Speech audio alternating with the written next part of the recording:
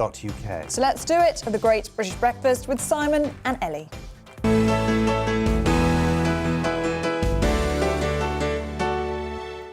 So are we now doing it? We're doing it. Let's do it. Let's do it. Well, let's start the day. Let's do it by taking a look at some of today's newspaper front pages. And the Telegraph, it's gone for a COVID angle on its front page. It says schools plan to send whole year groups home because of extreme staff shortages caused by the Omicron variant. On the front page of The Guardian, a poll reveals there is widespread concern over the NHS amid staff shortages. 1 in 4 Britons fear they will not receive adequate care. And of course, the man making the headlines, the world loses universal human rights campaigner Desmond Tutu. On the cover of The Eye, Leave voters abandon PM in protest at Number 10 chaos in the wake of Tory sleaze chaos and Downing Street parties. That's their main story. And of course, the world is paying tribute, as we've been hearing, to Desmond Tutu, a moral giant who died yesterday at the age of 90.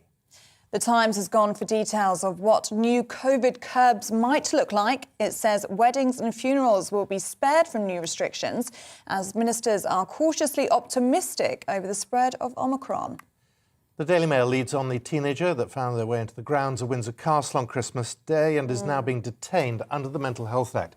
It says an online video was linked to the incident. In another story, proof you can put on half a stone with a Christmas binge. So we needed telling that. Yeah, that's the news we don't want to hear this morning. Some good news on the front page of The Express. PM Boris Johnson is set to give the green light on New Year's Eve parties to go ahead as usual with COVID safeguards.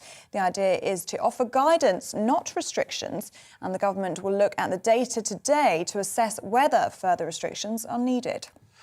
But New Year's Eve is on a knife edge. According to the Mirror this morning, it says on Monday, that's today, Boris Johnson will review data to decide whether or not to impose new restrictions and how severe they should be. The Daily Star says Generation, and I quote, flake, can't do dishes. That's because takeaways and dishwashers mean young people don't need to do the washing up. And I can attest to that. I don't actually have a dishwasher. I have to do the washing up all the time. And it's the worst chore. But the reason youngsters don't know about it is they just order takeaways. They don't even bother to put anything on a plate. They just eat. Apparently that's... There's a lot of that going on at the moment, I won't lie. Yeah.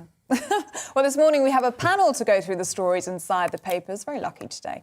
Ali Miraj, a columnist at The Article, and Polly Mackenzie, chief executive of the think tank Demo, join us this morning. Ali, let's start with you. What's caught your eye this morning in the papers? Well, Ellie, I think this story, Leave voters abandon PM in protest at Number 10 chaos on the front of The Eye is a story that's really caught my eye. And this sort of feeds in to this terrible few weeks that the Prime Minister's had in the run-up to Christmas, firstly with the Owen Paterson debacle over second jobs and the disaster of the North Shropshire by-election, which they held for almost 200 years, going Lib Dem for the first time.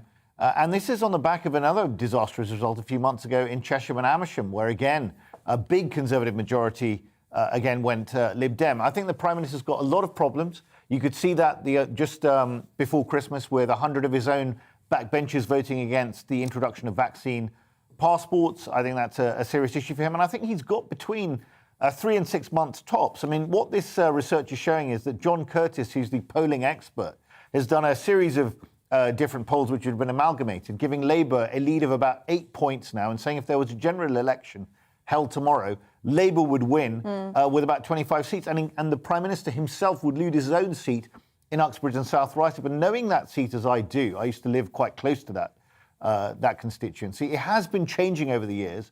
And I think it's a real wake-up call for the Prime Minister. I think he needs to get a grip because Tory MPs who are worried about retaining their seats will not be, who are already in restive mood, will not give him too much slack for much longer. Polly Mackenzie from Demos. I mean, is there a sense that Keir Starmer should really be polling even further ahead, given the mess that Boris Johnson is in? I think there's no question. You know, Keir Starmer is a very sensible, pragmatic, slightly boring, slightly pedestrian kind of leader of the Labour Party.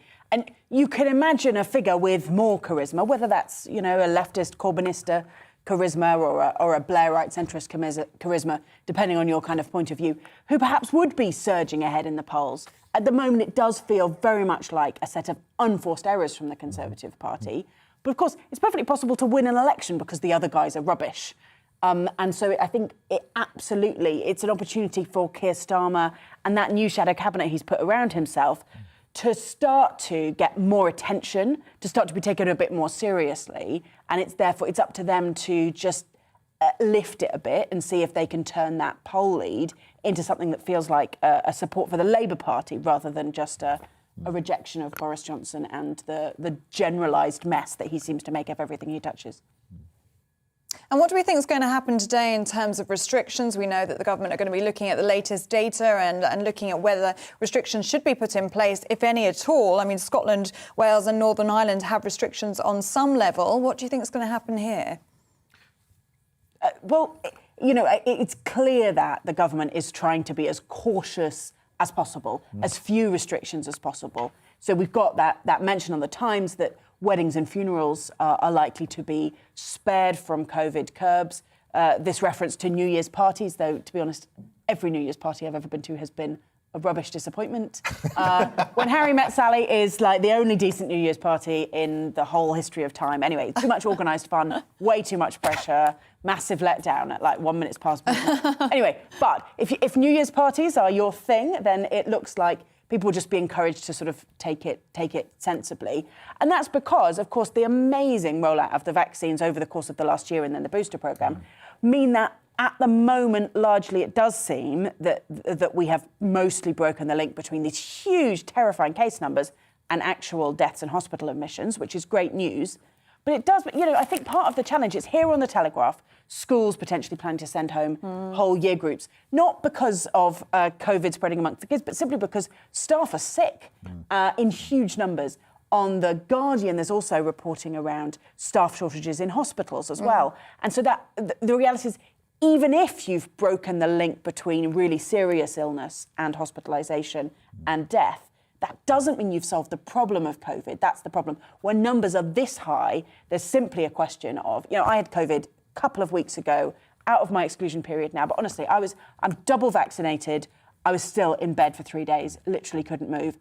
For lots and lots of people, it's horrific. And it does mean that you can't work. And that has huge kind of system-level consequences for all of our public services.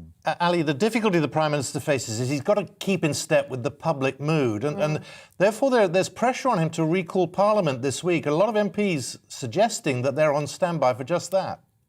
I think that's right. And I think you're right, Simon, to raise the issue of keeping in step with the public mood. It looks like the public, according to the latest YouGov poll, is getting a bit tired of restrictions. But not only that, he's also got to keep in step with his own party and his own backbenchers, who, frankly, a number of them are getting increasingly fed up of all this stuff. You see in the papers Graham Brady, the chairman of the Backbench 1922 committee, quoted saying that further restrictions are really not necessary at this stage and should be looked at in a very sort of sceptical way. And the good news for the Prime Minister, actually, has been in the last few days the UK Health and Security Agency coming out and saying that Omicron is likely to be 70% reducing or less likely that you will end up in hospital as a result of Omicron. So it could actually be more beneficial to us, Omicron, at least we hope it is, that more people get it, but it's hopefully less severe, although notwithstanding what you just said, Polly, my own sister's got it at the moment and it's not good.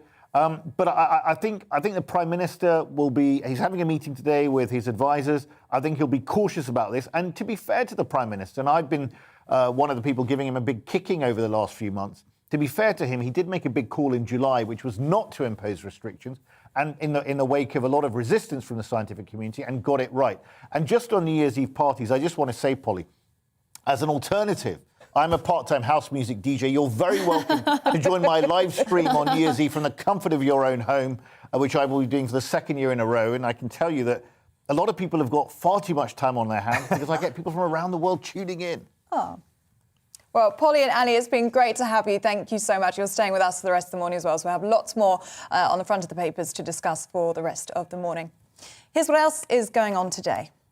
Weddings, births and funerals are expected to be exempt from any new coronavirus measures in England if the government decides that tougher measures are needed to tackle the Omicron strain. Ministers believe that the disruption caused to significant life events during previous restrictions should be avoided, even if limits are soon imposed on the number of people who can gather indoors. Boris Johnson will receive a comprehensive data briefing today, and we should hear later if tougher restrictions will be introduced in England. Meanwhile, schools are drawing up plans to send whole year groups home amid growing concern that Omicron will lead to staff shortages spiralling out of control next month. Head teachers have warned the Prime Minister that they may be forced to prioritise key age groups for face-to-face lessons, while others are told to learn remotely. Tributes continue to pour in for Archbishop Desmond Tutu, who has died in Cape Town, aged 90. The Queen has said he tirelessly championed human rights, and she remembered with fondness her meetings with him, his great warmth and humour. The Archbishop of Canterbury, Justin Welby, said he had changed the world, and Prime Minister Boris Johnson praised his leadership and humour. A man has been sectioned under the Mental Health Act after being found in the grounds of Windsor Castle with a crossbow. The Metropolitan Police said a 19-year-old man from Southampton was arrested at about 8:30 on Christmas Day morning. It said the man was stopped within moments of entering the grounds and he did not enter any buildings. He was searched and a crossbow was found. The man is now in the care of medical professionals. Sarah Weddington, a Texas lawyer who won the landmark 1973 court case to make abortions legal across the US, has died at her home in Austin, aged 76. Susan Hayes, Weddington's former student and colleague, said she passed away on Sunday morning after a series of health issues. The Supreme Court case is widely known as Roe v. Wade. By a vote of 7-2, the court justices ruled that governments lacked the power to prohibit abortions. The latest instalment of the Spider-Man franchise has become the first pandemic-era movie to make more than $1 billion at the global box office. Spider-Man No Way Home also took the title of highest-grossing film of 2021. It beat the Chinese-made Korean War epic, The Battle of Lake Changjin, which has grossed more than $905 million worldwide. The last movie to gross more than $1 billion was the 2019 Star Wars The Rise of Skywalker. Wildlife across the UK is increasingly suffering the impacts of extreme weather events and natural disasters. That's according to the National Trust, as it publishes its annual reckoning of UK wildlife, winners and losers. The conservation charity also warns some of the landscapes it cares for are being altered forever, as climate change makes some forms of extreme weather the new normal. It points to a very dry spring that saw wildfires devastate parts of National Trust estates in the Mourne Mountains in Northern Ireland and Marsden Moor in Yorkshire. Quick look at the weather, and today a band of locally heavy rain will move in from the southwest, affecting the southern half of the UK. To the north, it's going to be drier with cloud breaking to yield some brightness in places.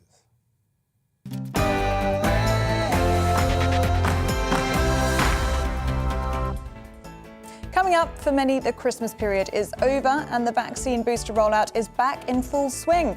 We'll go live to our East Midlands reporter, Will Hollis. But first, let's take a look at the day's weather. For those of you who didn't get enough weather just now, we've got more. We've got more coming for you. It's time to remind ourselves there's always another winter. Canary Islands sponsors the weather. Here we go. Looking ahead to the outlook, it's looking cloudy in the south with rain moving east, but drier and brighter in the north. Let's take a look at the details. To the southwest, it's going to turn drier, although remain mostly cloudy with some hill fog.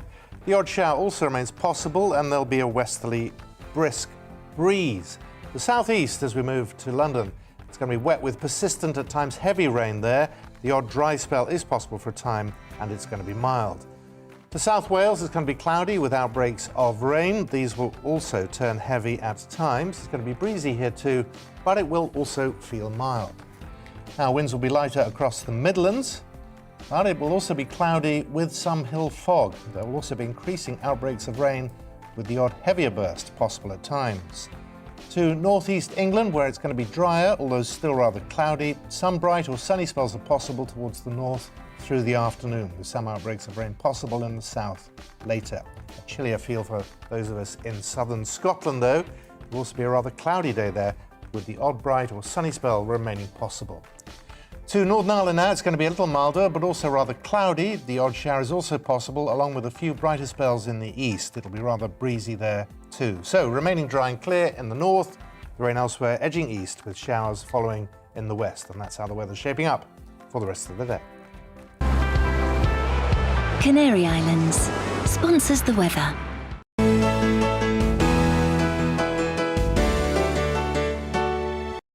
watching GB News live across the UK and the world on our digital stream. GB News is Britain's news channel. We are the UK's home of discussion and debate from all perspectives. We are here for you. Don't forget to join our YouTube community by clicking on that subscribe button. And if you want the GB News app, you can click and catch up on programmes anytime. We love to hear from you, so email us. gbviews@gbnews.uk. Thanks for being part of the GB News family. My name is Andrew Doyle. Join me every Sunday evening at 7 p.m. for Free Speech Nation.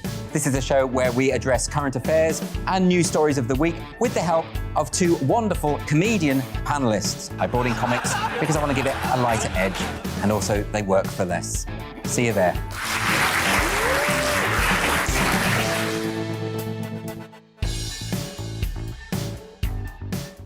Join my show Farage, 7 p.m. till 8 p.m. Monday through Thursday, and there you will get opinion, analysis, debate, and I'll cover stories that nobody else dares to touch. And then for the last 15 minutes, talking pints. We're over a drink. We have a civilised conversation with someone. We very often disagree, but we do it in a grown-up way. Come and join me on Farage.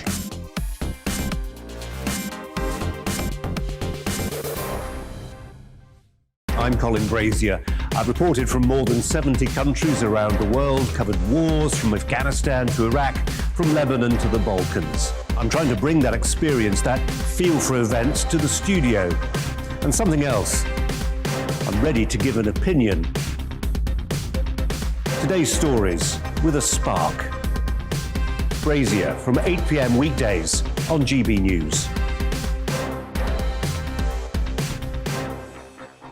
Join us for Political Correction. We're here every Sunday to correct politics and put you, the people, back in charge. We talk about all areas of the United Kingdom, including Northern Ireland. Our debate goes way beyond the Westminster Village. It's about the real country. It's about your opinion. So please, we want you to tell us what you think. This is Political Correction. Every Sunday morning from 10 a.m. here on GB News.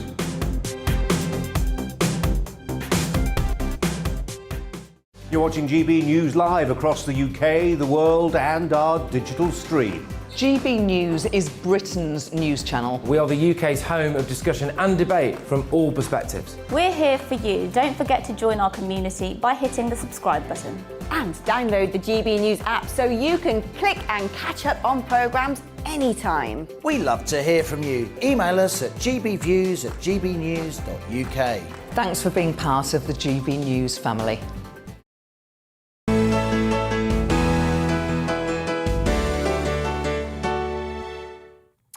Now, Christmas might have meant a well-earned break for you and millions of other people across the country, but meanwhile, thousands of healthcare staff, well, they're continuing Britain's booster rollout. While some people got jabbed on Christmas and Boxing Day, others have started receiving encouraging text messages about getting the booster. Yeah, I've got one of those and I've actually got the booster. So have you received that one as well? Yeah, lots of people talking about that on Twitter. People of a certain age, yes. Yeah. Well, a rise in cases of Omicron is expected to follow the seasonal festivities. Well, with more on this, our East Midlands reporter Will Hollis joins us live from Nottingham. Good morning to you, Will. Hope you had a lovely Christmas and thank you very much for being up and ready for us this morning. There's been lots of celebrating going on, but the vaccination effort is still going strong, isn't it? What's been happening over the Christmas period? Good morning. Yes, as you've said, while many people got to enjoy their Christmas Eve, their Boxing Day, their Christmas Day, a large portion of the healthcare staff and the volunteers that have been working so hard on the government and the NHS's booster campaign have carried on working in vaccination centres and pop-up vaccination centres across the country. Just to give you a bit of a reminder of what the Prime Minister and the Health Secretary, Sajid Javid, said before Christmas. They said, get yourself an early Christmas present for you and your friends and family by going down and getting your booster or even your first or second vaccination. There was 200,000 spaces were available over Christmas Eve, Christmas Day and also Boxing Day. And in the most recent push to get vaccinated and to get a booster, 1.5 million boosters. Vaccination slots are going to be available from now until January. So lots of things have been going on. A lot of people do switch off over this Christmas break. They do switch off from the news and some of the bigger things that are going on in the world. It kind of shuts down the country a little bit in the ways that we like the country to shut down, rather than in a lockdown the way that a lot of people don't want the country to shut down. But yeah, in most parts of the country, in most big cities like Nottingham and those moderately sized towns, vaccinations have still been going on. And well, to get access to those people, well, there's talk about door-to-door vaccinations. Yeah, sure. This is something that's been reported in the Mail on Sunday over the weekend. 150 people have been approached in Ipswich in a trial for doing door-to-door vaccinations. This is particularly targeted at hard-to-reach areas, people where there's maybe places where there's still maybe a little bit of vaccine hesitancy, where there's maybe one or second doses still haven't been taken up. So this is something that's been going on in Ipswich. It is still a trial. And I think we're going to see much more of that in the coming weeks to see whether that small portion of society that I think is around about 5 million, depending on the latest figures, 5 million people that haven't had a first or a second dose, to try and target those people in particular with this campaign of door-to-door selling of the vaccine, something that I know a lot of people will be a little bit discouraged by, but some people that just are harder to reach because they aren't digitally accessible, or maybe they've been avoiding things like their GP and their doctors. For a lot of people, it will be the welcome that they want, simply having somebody come into their door, people that maybe have accessibility issues, disabilities and things like that. It will actually be quite a nice surprise to see somebody come into your door saying, we can give you this option to get vaccinated if you'd like to take this option. And Will, I'm quite surprised at the amount of people that actually got vaccinated on Christmas Day and Boxing Day. I'm very surprised at that. I think most people were tucking into their selection boxes and their wheels of cheese. What do we know about that?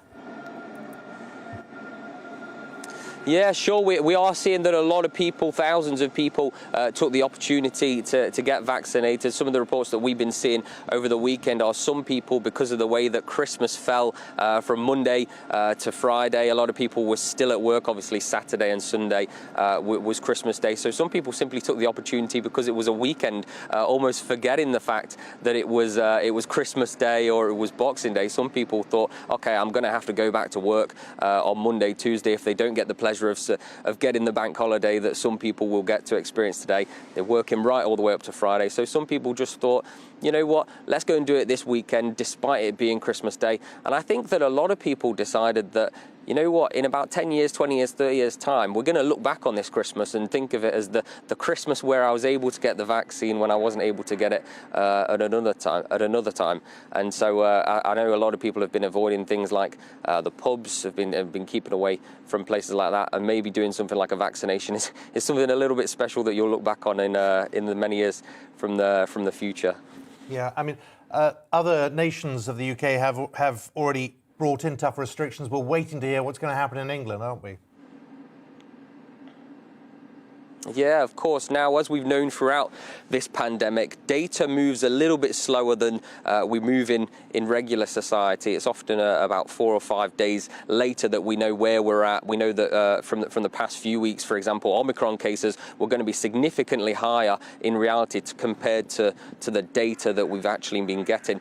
In the most recent data, which is from Christmas Eve, it was 122,000 cases of coronavirus. I think about 20,000 of those were Omicron new cases. We're expecting the new data today, so that's the 27th. We can see the coronavirus dashboard. That's not something that's just available to journalists. Anybody can find that data just by typing on a search engine for the UK COVID data. So we're going to see really the majority of those effects coming into place today from all of the Christmas mingling, from the people that might have spent time with family that they've been avoiding for a little bit, but really wanted to see, those closed environments where maybe you're a little bit closer, having a hug, having a peck beneath the mistletoe if you're that way inclined. We're going to start to see those sorts of cases being registered from today. But we know that often asymptomatic people aren't going to get tested, even though that's the government advice to do a lateral flow test. But what we are going to see over the next few days are when those symptoms do start to develop,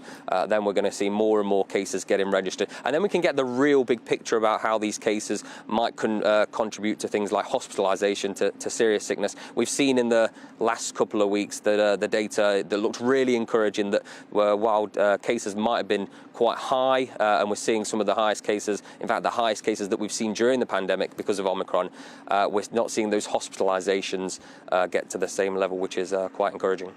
And well, peck beneath mistletoe. I know. Yeah, we've got all of that to look forward to, all those cases from the pecks beneath the mistletoe. All of that to look forward to in January. But Will, we can't let you go without asking, did you have a nice Christmas? And we also hear rumours that you were in the Boxing Day sales yesterday. Did you get anything nice? Yeah, no, I did have a fantastic sale. Slightly wrong with the rumours. I was actually just passing through. I had a very relaxed Boxing Day yesterday, or in front of the TV, just catching up on the Christmas movies that I haven't had a chance to watch. But earlier, what I will say, when I was walking over from the car, the Victoria Centre, which is the main shopping centre in Nottingham, a massive queue. There must have been well over 300 people queuing outside, and they said they were all waiting for one particular place. They were all waiting for Next, but I know that there are other sales on other retailers, but yeah, a hell of a lot of people in Nottingham waiting for the next sale, which I think has probably opened from 6 o'clock this morning. I'll send you some video of that for us to play later on. Is that where you got that coat? Because it's probably set them off. No, this is from another retailer. No. It's all right, Will. Everyone it's just a little Christmas banter. We'll speak to you later. It's good to see you, Will Hollis, there. Oh, dear. Right, let's go to another one of our regional reporters now. And Cleveland Fire Brigade is experiencing an increase in the number of fires involving the spontaneous combustion of materials after being laundered. Cleveland Fire Brigade is asking laundrettes, householders and businesses with large volumes of washing, such as hospitality and hairdressers, to take care with their laundry. Our North East of England reporter Rachel Sweeney has the story. Anyone dealing with large quantities of laundry are being asked to take extra care because there's been a rise of fires caused by spontaneous combustion, according to Cleveland Fire and Rescue Service. Spontaneous combustion is when fires start without any obvious reason. They can be very dangerous. The fire service says they're not common though, but it is on the rise. It's definitely something to be aware of. Hot washing in piles can overheat and it can ignite. Now, this could be commercial laundries that dry tablecloths in restaurants, for example, or it could be in-house laundry done by hairdressers. It's large quantities of laundry that is not being allowed to cool properly that is causing the problems. I've been speaking to Lee Haggarth from Cleveland Fire and Rescue Service. Certainly the weather plays a factor. During the summer months, more people tend to dry their clothes outside.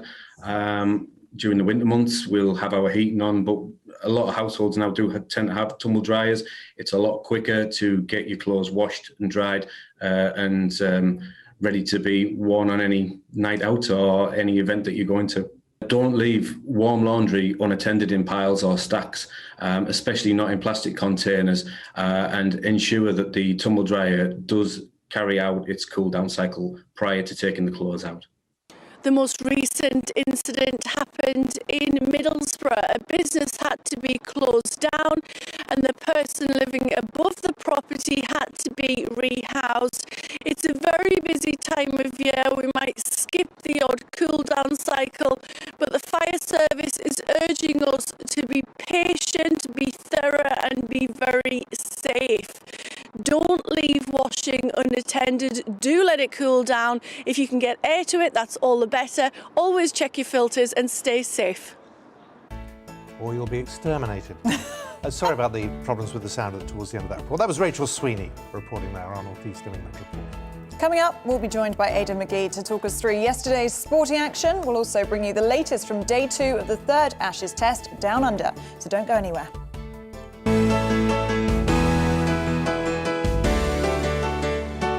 You're watching GB News live across the UK and the world on our digital stream. GB News is Britain's news channel. We are the UK's home of discussion and debate from all perspectives. We are here for you. Don't forget to join our YouTube community by clicking on that subscribe button.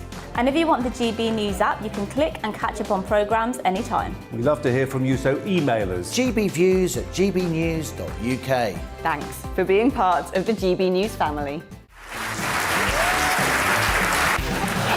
My name is Andrew Doyle. Join me every Sunday evening at 7 p.m. for Free Speech Nation.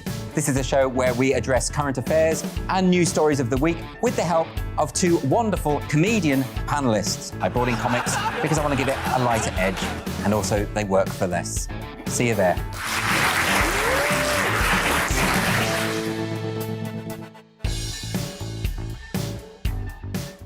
Join my show Farage, 7 p.m. till 8 p.m. Monday through Thursday, and there you will get opinion, analysis, debate, and I'll cover stories that nobody else dares to touch. And then for the last 15 minutes, talking pints. We're over a drink. We have a civilised conversation with someone. We very often disagree, but we do it in a grown-up way. Come and join me on Farage.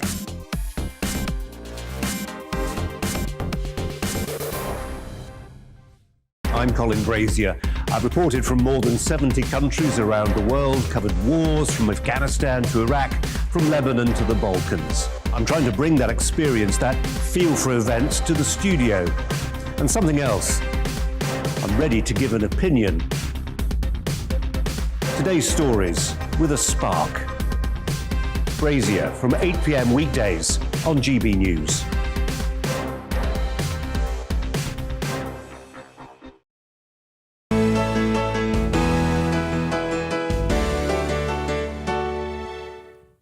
If you're an England cricket fan, look away now. We're well into day 2 of the third Ashes test in Melbourne, despite a COVID outbreak in the England camp. Well, Australia are currently on top with the bat, comfortably surpassing England's dismal score of 185 runs all out earlier this morning. The latest we have, I can bring you the latest, is Australia have taken an 82-run lead. So, yeah. Whatever that means, yeah. Whatever that.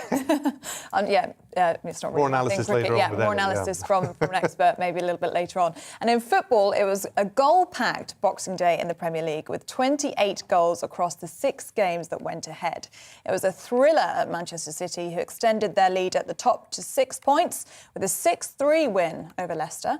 Chelsea also kept their title hopes alive, beating Aston Villa 3-1.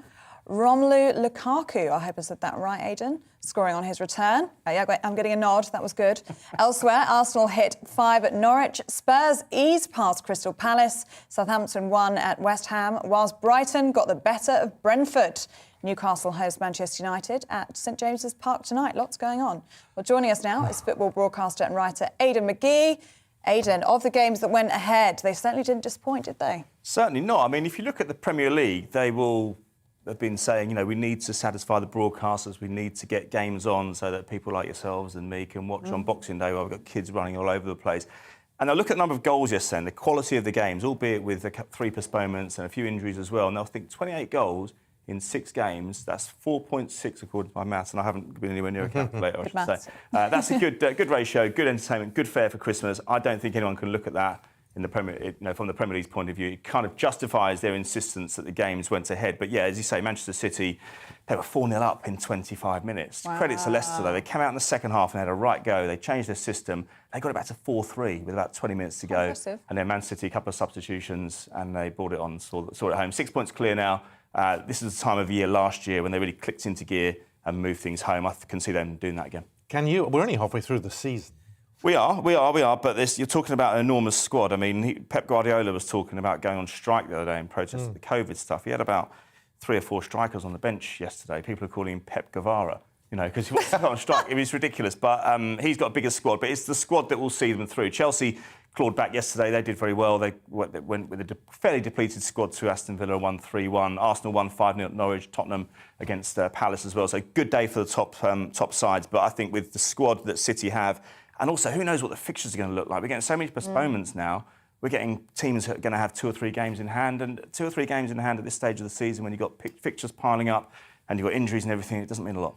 Man City at the top of the table now. Like we say, we're only halfway through the season. Are they going to stay that way, do you think? Yeah, I think they will stay there. As I say, the squad will take them through. They've got quality anyway. You can see it. As soon as they got in some trouble yesterday, got back to 4-3 against a very talented Leicester side. They were nervous. You know, normally when a team is 4-3 up and then when they're 4-0 up and concede 3, they're hanging on at the end. They just clicked up a gear when they realised there was a shark in sight and they pulled themselves away. They swam back to shore. To use an oceanic... that was good. Well, Arsenal Spurs are hardly all at sea. Floating near the top. It's an interesting race at the top at the moment. Yeah, without doubt. I mean, look, Arsenal have to do more than beat the likes of Norwich. I mean, they went there and won 5-0 yesterday. Norwich are fast becoming the no-hopers, the perennial no-hopers in the Premier League, sadly. It's a great city. I went to university there. But Arsenal won there yesterday. Tottenham, again, they were playing a Crystal Palace side whose manager wasn't there. Patrick Vieira had COVID. He wasn't able to go. They tried to get a postponement. So I think when you go to a ground like Tottenham and you're looking at 60,000 people there, when you've tried to get the game postponed, are you really in the mood to play? That goes for any sport, doesn't it? It's like if you're in work. If you come in and say, look, I don't really feel like working today. I feel a bit under the weather, but my boss says, you know what, Aidan, you've got to get in and do your shift. It's happened to me throughout my career. Then it's happened to us all. And so you get in, you kind of go through the motions, don't you? Well, Pep Guardiola, there are managers who are saying openly, we need to stop this. Yeah, I know. I can kind of see that, actually. I would still, despite the fare that was on yesterday and the good quality of it, I would still suggest that it would have been better to take a 10-day break, if only just to homogenise the number of games. We're getting a situation now. Newcastle Man United tonight, it will go ahead, I would think, but we're not taken for granted. I'm meant to be going to QPR later on, and I'm not. I've got a whole meal laid out for me, as I explained to you earlier on Christmas Day, and I'm still feasting my eyes on it, but I'm not taking anything for granted. We could have a situation tonight where Newcastle play, Burnley are one place above them in the league, they'll have 4 games in hand over them, and that's not good when you pile up those fixtures. QPR today in the EFL, we already played 46 games in the season, Simon. It's a hell of a schedule. That game tonight will be the first time QPR have played in 3 weeks. It feels like a lifetime around Christmas, especially when we expect the schedule to be thick and fast. Yeah, and COVID is still ripping through these clubs, aren't they? We had the Spurs manager last night come out and was pleading with fans to start wearing their masks in the stadium. Do you think the Premier League are going to have to get tougher on this? It's difficult because the matches are out. The fans congregate in the outdoor spaces, but it's not simple as that. That's what we see on television. At a modern ground like Tottenham Hotspur, people use elevators. It's the same as they were going to Bluewater or Westfield or something like that. They're on concourses. They're queuing up for hot dogs. They're using toilets. So it's not as simple as just saying, oh, well, they're sat outside, so there's nothing to worry about. Thomas Tuchel yesterday, the Chelsea manager, was saying, this just isn't fair. We're filling holes with our team. We're putting out players who have just recovered or just given a negative test 24 hours early.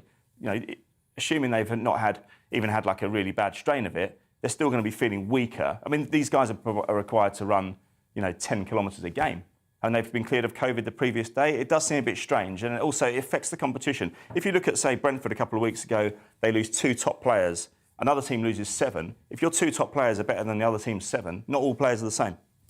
Yeah, but it is a level playing field in that every club has got the same problem. No, they haven't, though, Simon. They haven't, because you can just be lucky. You can be lucky. You can have a COVID outbreak in your squad, and then sometimes you can't. I suppose you could apply it to any injury. Sometimes 3 players can have a hamstring in your back line. West Ham had 3 defenders out yesterday. Another team might be lucky with injuries. It's just the way it rolls. I don't think at the end of the season you would say you would blame a lack of form on injuries. Usually over the course of the season, your quality it gets through. And maybe COVID, maybe, in the sporting sense, is just part of the endurance test this season.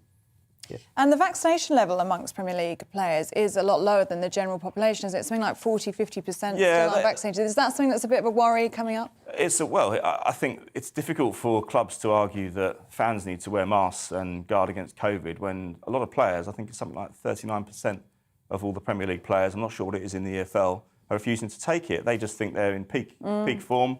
The latest variant is not necessarily really bad, but who knows? I think it's pot calling the kettle black if the Premier League don't. I mean, look, they're trying to get players to take it, but they don't reveal who's had it and who hasn't.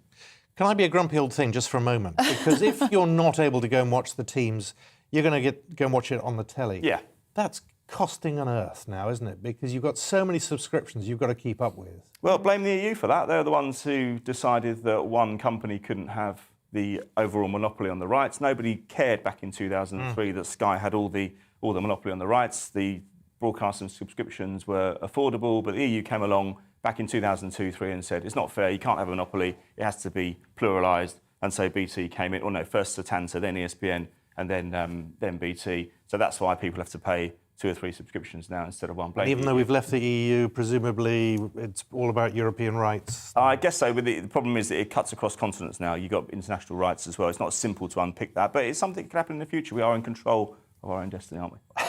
Oh. We'll anyway. We'll stop on that high note. Well, good for you. You're the only one. We'll see you later on. Aidan, Cheers. Really good to see you. If you've got any views on anything we've discussed there, gbviews@gbnews.uk. Here's what else is going on today.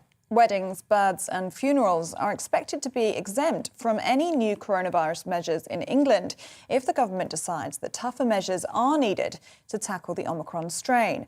Ministers believe that the disruption caused to significant life events during previous restrictions should be avoided, even if limits are soon imposed on the number of people who can gather indoors.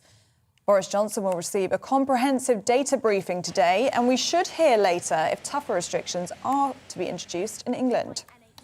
Meanwhile, schools are drawing up plans to send whole year groups home amid growing concerns that Omicron will lead to staff shortages spiralling out of control next month. Head teachers have warned the Prime Minister that they may be forced to prioritise key age groups for face-to-face lessons, while others are told to learn remotely. Tributes are continuing to pour in for Archbishop Desmond Tutu, who has died in Cape Town, aged 90. The Queen has said he tirelessly championed human rights, and she remembered with fondness her meetings with him, his great warmth and humour.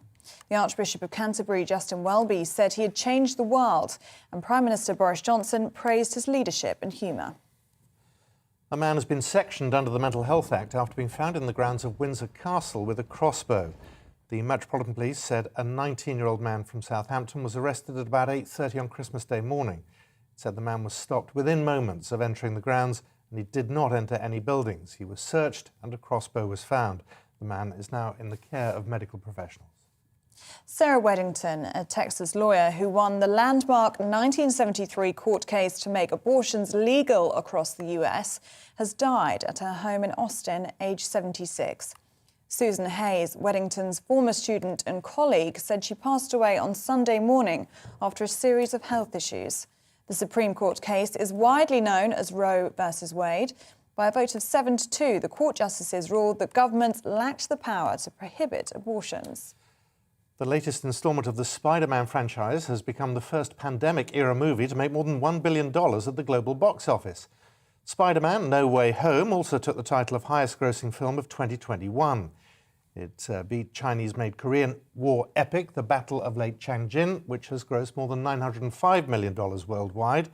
The last movie to gross more than $1 billion was the 2019 Star Wars: The Rise of Skywalker. Wildlife across the UK is increasingly suffering the impacts of extreme weather events and natural disasters. That's according to the National Trust. And that's in its publishing its annual reckoning of UK wildlife winners and losers.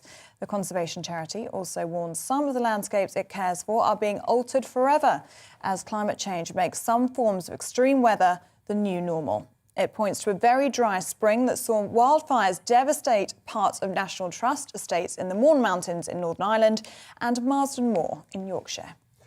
Back in a moment.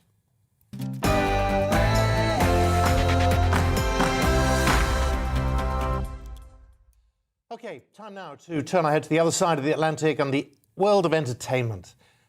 This year, well, it's been a dramatic year. Tragic shootings, comeback albums, more royal rows. Yeah. I suppose that's showbiz, yeah. And a scandalous court case after a fake hate crime. Lots going on. And we're joined now by the American entertainment journalist Kinsey Schofield to discuss first the Alec Baldwin shooting. And we're also going to be talking about the Free Britney campaign a little bit later on as well. Kinsey, I hope you had a lovely Christmas. Thank you very much for joining us. Let's start with Alec Baldwin. This was a story that shocked the world, and that shooting on the set of Rust. Right. It's absolutely horrific and no end in sight, really. Alec Baldwin still very much on prosecutors' radar, still very much on the district attorney, the sheriff's office. Recently, it was the week before Christmas, a warrant was issued for Mr. Baldwin's cell phone. Now, investigators simply asked for it, and he had his attorney come back and say, get a warrant. That's exactly what they did. This is interesting and contradictory because for the last 2 weeks, he's been on a show here on ABC called 2020, 2 weeks back to back, pleading with the American public, saying that he is working with investigators to help them figure out what went wrong in this situation, but then kind of pushing back when it came to turning his cell phone in. So we don't know whether or not anyone is going to be prosecuted for this death as of yet. But again, Mr. Baldwin still very much on the sheriff's radar. And also still maintaining a high profile. He's still tweeting. He's going on very much as though life is as normal, and it isn't for one particular family. You're absolutely right. Over the holiday, his wife, Hilaria Baldwin, was posting all sorts of cute photos with Santa Claus. Alec himself posting video thanking all of his fans for support.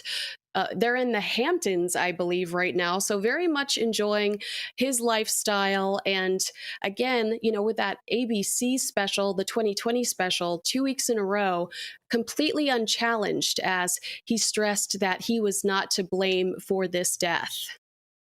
Kinsey, I mean, there's a sense that someone's going to get away with murder here. It's interesting that you say that, because that's exactly what my mother said before I came on here today. She said he's going to get away with it. I don't know who's to blame in this instance, because we are hearing so many stories out of this set. Some people saying that there wasn't a gun intended for that scene. Somebody saying that he asked for a different gun. People saying that they didn't check the gun. So there are so many moving parts here and unanswered questions. This is a story that will remain, you know, in our faces going into 2022. And I would say that this was probably one of Alec Baldwin's worst years in his life. And Kinsey, it's really interesting you say that. I heard that he had been saying he's looking forward to that Rush shooting being behind him, which I did think was pretty callous to the family of that poor woman who died in that shooting. Let's talk about another story that has really shocked the world in the past 2 years. It's been a bit of a timeline from the actor's arrest. This is Jussie Smollett I'm talking about, all the way up to his guilty verdict. This is all about a fake hate crime. So let's start with that incident for people that don't know. Basically, he made up this homophobic and racist attack on himself, didn't he? Oh, it was absolutely horrific. It happened right when racial tensions were so high in America. So on top of us fighting, you know, police brutality and all that's going on in the States, Jussie Smollett says that he's attacked by two white men wearing Donald Trump hats. They poured bleach on him, put a noose around his neck, and he creates this narrative that's absolutely horrific. Everyone is sympathetic towards him. Joe Biden, who was not the president yet, was tweeting his sympathies. Kamala Harris tweeting, defending the man.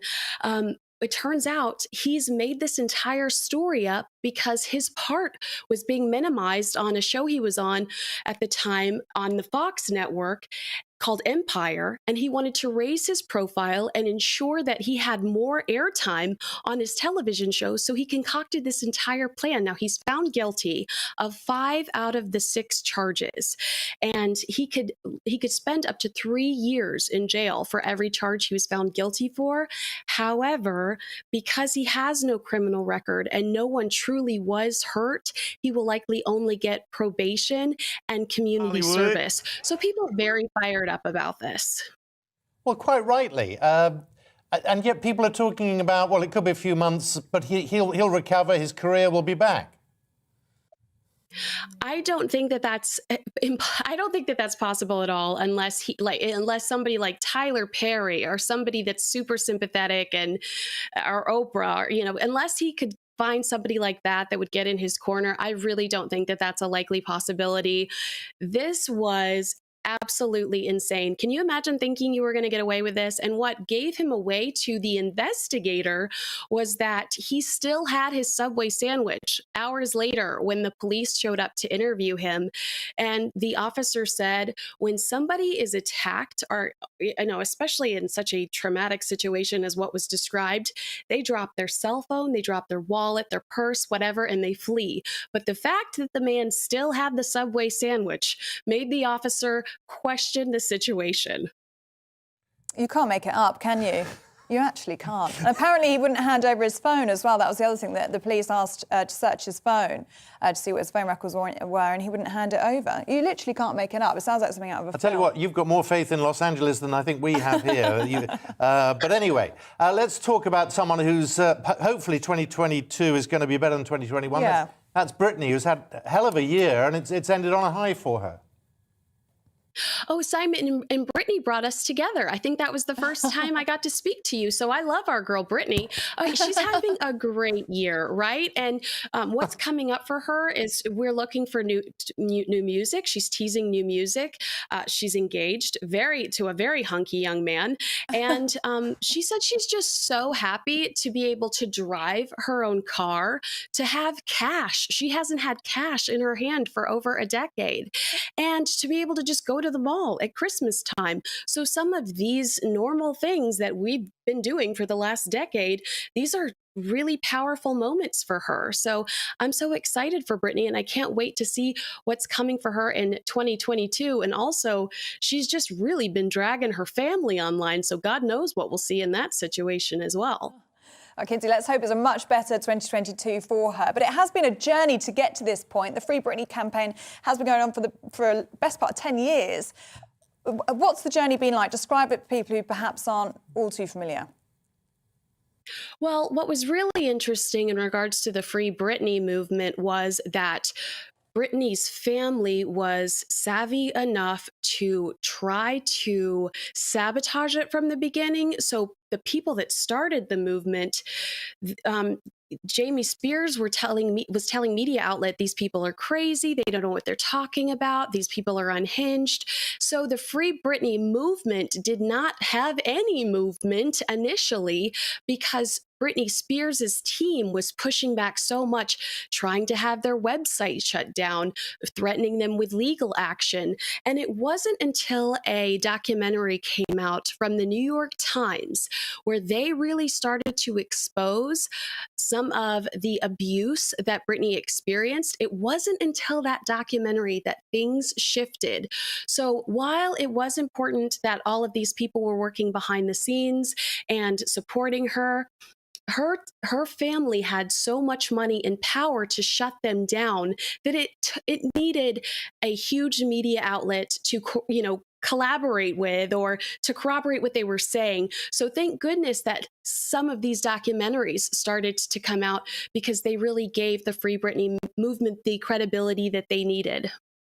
Let's talk about the Free Harry movement. The Duke and Duchess of Montecito not getting a mention in the Queen's Christmas message. So I suspect they weren't watching. I don't know. Do we know how they spend Christmas? I suspect they were watching because they're very much, that's how they are. But I don't, I thought when I saw those complaints, why make it about these two people? It's not about them anymore. They've chosen to not participate. They've chosen to live this separate lifestyle. Focus on your Netflix special. Focus on your podcast. We got one episode. How much money did they get for that podcast? We have one podcast episode from these. What are they doing?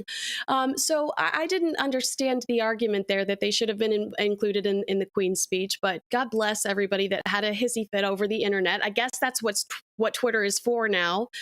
But yeah, they were, without a doubt, if it weren't for Alec Baldwin, the Oprah sit-down would have been the #1 story in the United States in regards to entertainment. And yes, they're entertainment because they've got the Netflix, deal, and they're doing podcasts now and all that fun stuff, and they're BFF with Oprah. But I'd say that there's a lot of stuff to look forward to, but I really don't. We're kind of at a standstill with them. They've got all these deals and there's no content. Kinsey, you put a smile on faces here, this side of the pond. Thank you very much for cheering us up this morning. Really good to see you. Well, I mean, oh, gosh, it's late there. You go to bed. Thank you. That was Kinsey Schofield there, our entertainment correspondent. Now, after a year of reopening and closing down in some sectors again, has 2021 been a bad year for Britain's businesses? That's something firms in Doncaster are considering. It's one of 39 towns hoping to become a city in 2022 to mark the Queen's Platinum Jubilee. Our Yorkshire and Humber reporter Kevin Larkin has been talking to businesses in the Yorkshire town, which hopes to become a city. It's been a year when Doncaster's motto has been useful, and it's an attitude shared by the town's leader. Doncaster is still a great place to live, work and do business. We know our people are strong, dedicated, skilled, creative and resilient, and will do all they can to get back to where they need and want to be. Doncaster, in a key red wall area of Yorkshire, has had some positive news this year, with a new cinema and a new library and museum opening. As businesses met before Christmas, they too were feeling positive. We're primarily a mail order company. We've been absolutely rushed off our feet. So mentally, we're actually on the opposite side of the people that have been on furlough. So we've had no time off. We're just literally working. So it's for the business, it has been very good. 2021 has been absolutely amazing for our business. I think like a lot of businesses through COVID, we really took stock of what we were doing and how we were running, and we made changes to run more efficiently, and we've actually seen those rewards come through in 2021. It's been an adventure. It's been a successful year. But if you would have asked us in March or April what type of year we would have had, we probably wouldn't have guessed that. But things came together. I think the business community really pulled together. I think the employees that we had worked incredibly hard to get us through it. And I think the programs that the government put in place did help. But 2022 could be a bigger year as Doncaster bids for city status. It has a minster, a university. Now the hope is it will get the title to match and give Donny a boost. I feel that it deserves it. There's so much inward investment and outward investment. I think the infrastructure's here, the rail network, the airport, obviously, which has got great scope. I generally think that its city status is what Doncaster deserves. It will bring a lot more work, a lot more clout, and hopefully the government will need to then listen to the Doncaster Chamber of Commerce and other chambers in the north, because the levelling up process at the moment is a little bit, it depends which side of the levelling you are, because it's slightly uneven at the moment. I think it would be absolutely amazing for the borough. You know, we need to help raise the aspirations year on year of our people, our place, our workforces, and city status would just help us do that. The new president of Doncaster Chamber says 2022 could be Doncaster's year. 2022 looks okay at the moment, but that's on the basis that we don't have any unnecessary lockdowns. I think there's a possibility that if we overreact and we go too hard and too early, irrespective of what the Chancellor does, government support is all well and good, but businesses want to do business and they perform better when they're allowed to get on with it. OK, coming up here on the Great British Breakfast, we'll be talking about that tough new pandemic restrictions that have come into force in Scotland and how hospitality there is coping. But first, Ellie's going to bring you the weather. It's time to remind ourselves there's always another winter. Canary Islands sponsors the weather. OK, looking ahead to today's weather, and the UK is looking cloudy in the south with rain moving east, but drier and brighter in the north. Let's take a look at some of the details for you. After early rain, the southwest will turn drier, although it will remain mostly cloudy with some hill fog. The odd shower also remains possible, and there will be a westerly brisk breeze. The southeast will be wet with persistent, at times heavy rain. The odd dry spell is possible for a time, and it will be mild. Southwest will be cloudy with outbreaks of rain. These will also turn heavy at times. It'll be breezy here, but will also feel mild. Winds will be lighter across the Midlands, but it will also be cloudy with some hill fog. There will also be increasing outbreaks of rain with the odd heavier burst possible at times. Northeast England will be drier, although still rather cloudy. Some bright or sunny spells are possible towards the north through the afternoon, with some outbreaks of rain possible in the south later. There will be a chillier feel for those of us in southern Scotland. It will also be a rather cloudy day, but the odd bright or sunny spell remains possible. Northern Ireland will also be a little milder, but also rather cloudy. The odd shower is also possible, along with a few brighter spells in the east. It'll be rather breezy too. Remaining dry and clear in the north. The rain elsewhere edging east with showers following in the west. And that is how the weather is shaping up for the rest of the day. Canary Islands sponsors the weather.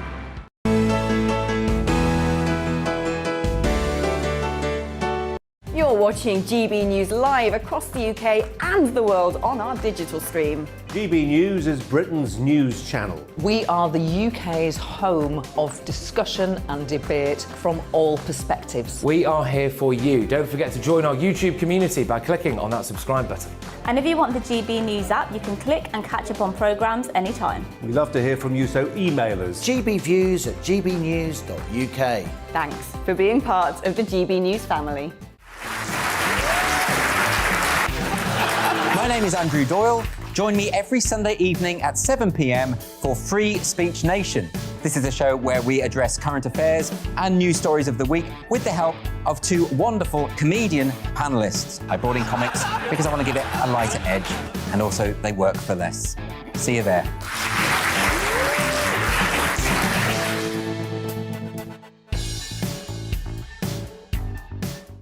Join my show Farage, 7 p.m. till 8 p.m. Monday through Thursday, and there you will get opinion, analysis, debate, and I'll cover stories that nobody else dares to touch. And then for the last 15 minutes, talking pints. We're over a drink. We have a civilised conversation with someone. We very often disagree, but we do it in a grown-up way. Come and join me on Farage.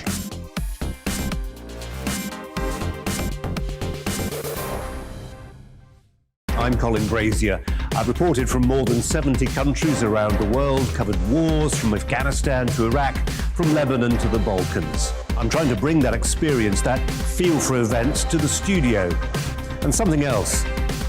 I'm ready to give an opinion. Today's stories with a spark. Brazier from 8 p.m. weekdays on GB News.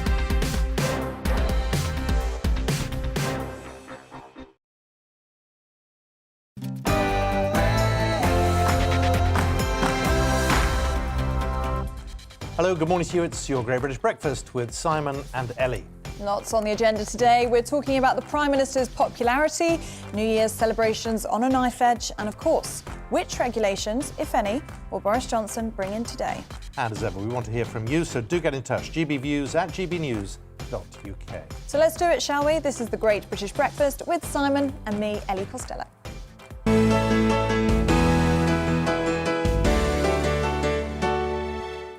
So we are now doing it, and we're going to do that with a look through the front pages. That's how we're kicking off.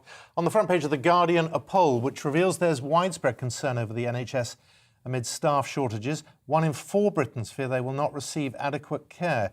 And of course, the man making the headlines, the world loses universal human rights campaigner Desmond Tutu. On the cover of The Eye, Leave voters abandon PM in protest at number 10 chaos in the wake of Tory sleaze chaos and Downing Street parties. And of course, the world is paying tribute to Desmond Tutu, as we've been hearing, the moral giant who died yesterday, aged 90. The Telegraph's gone for a COVID angle on its front page. It says schools plan to send whole year groups home because of extreme staff shortages caused by the Omicron variant.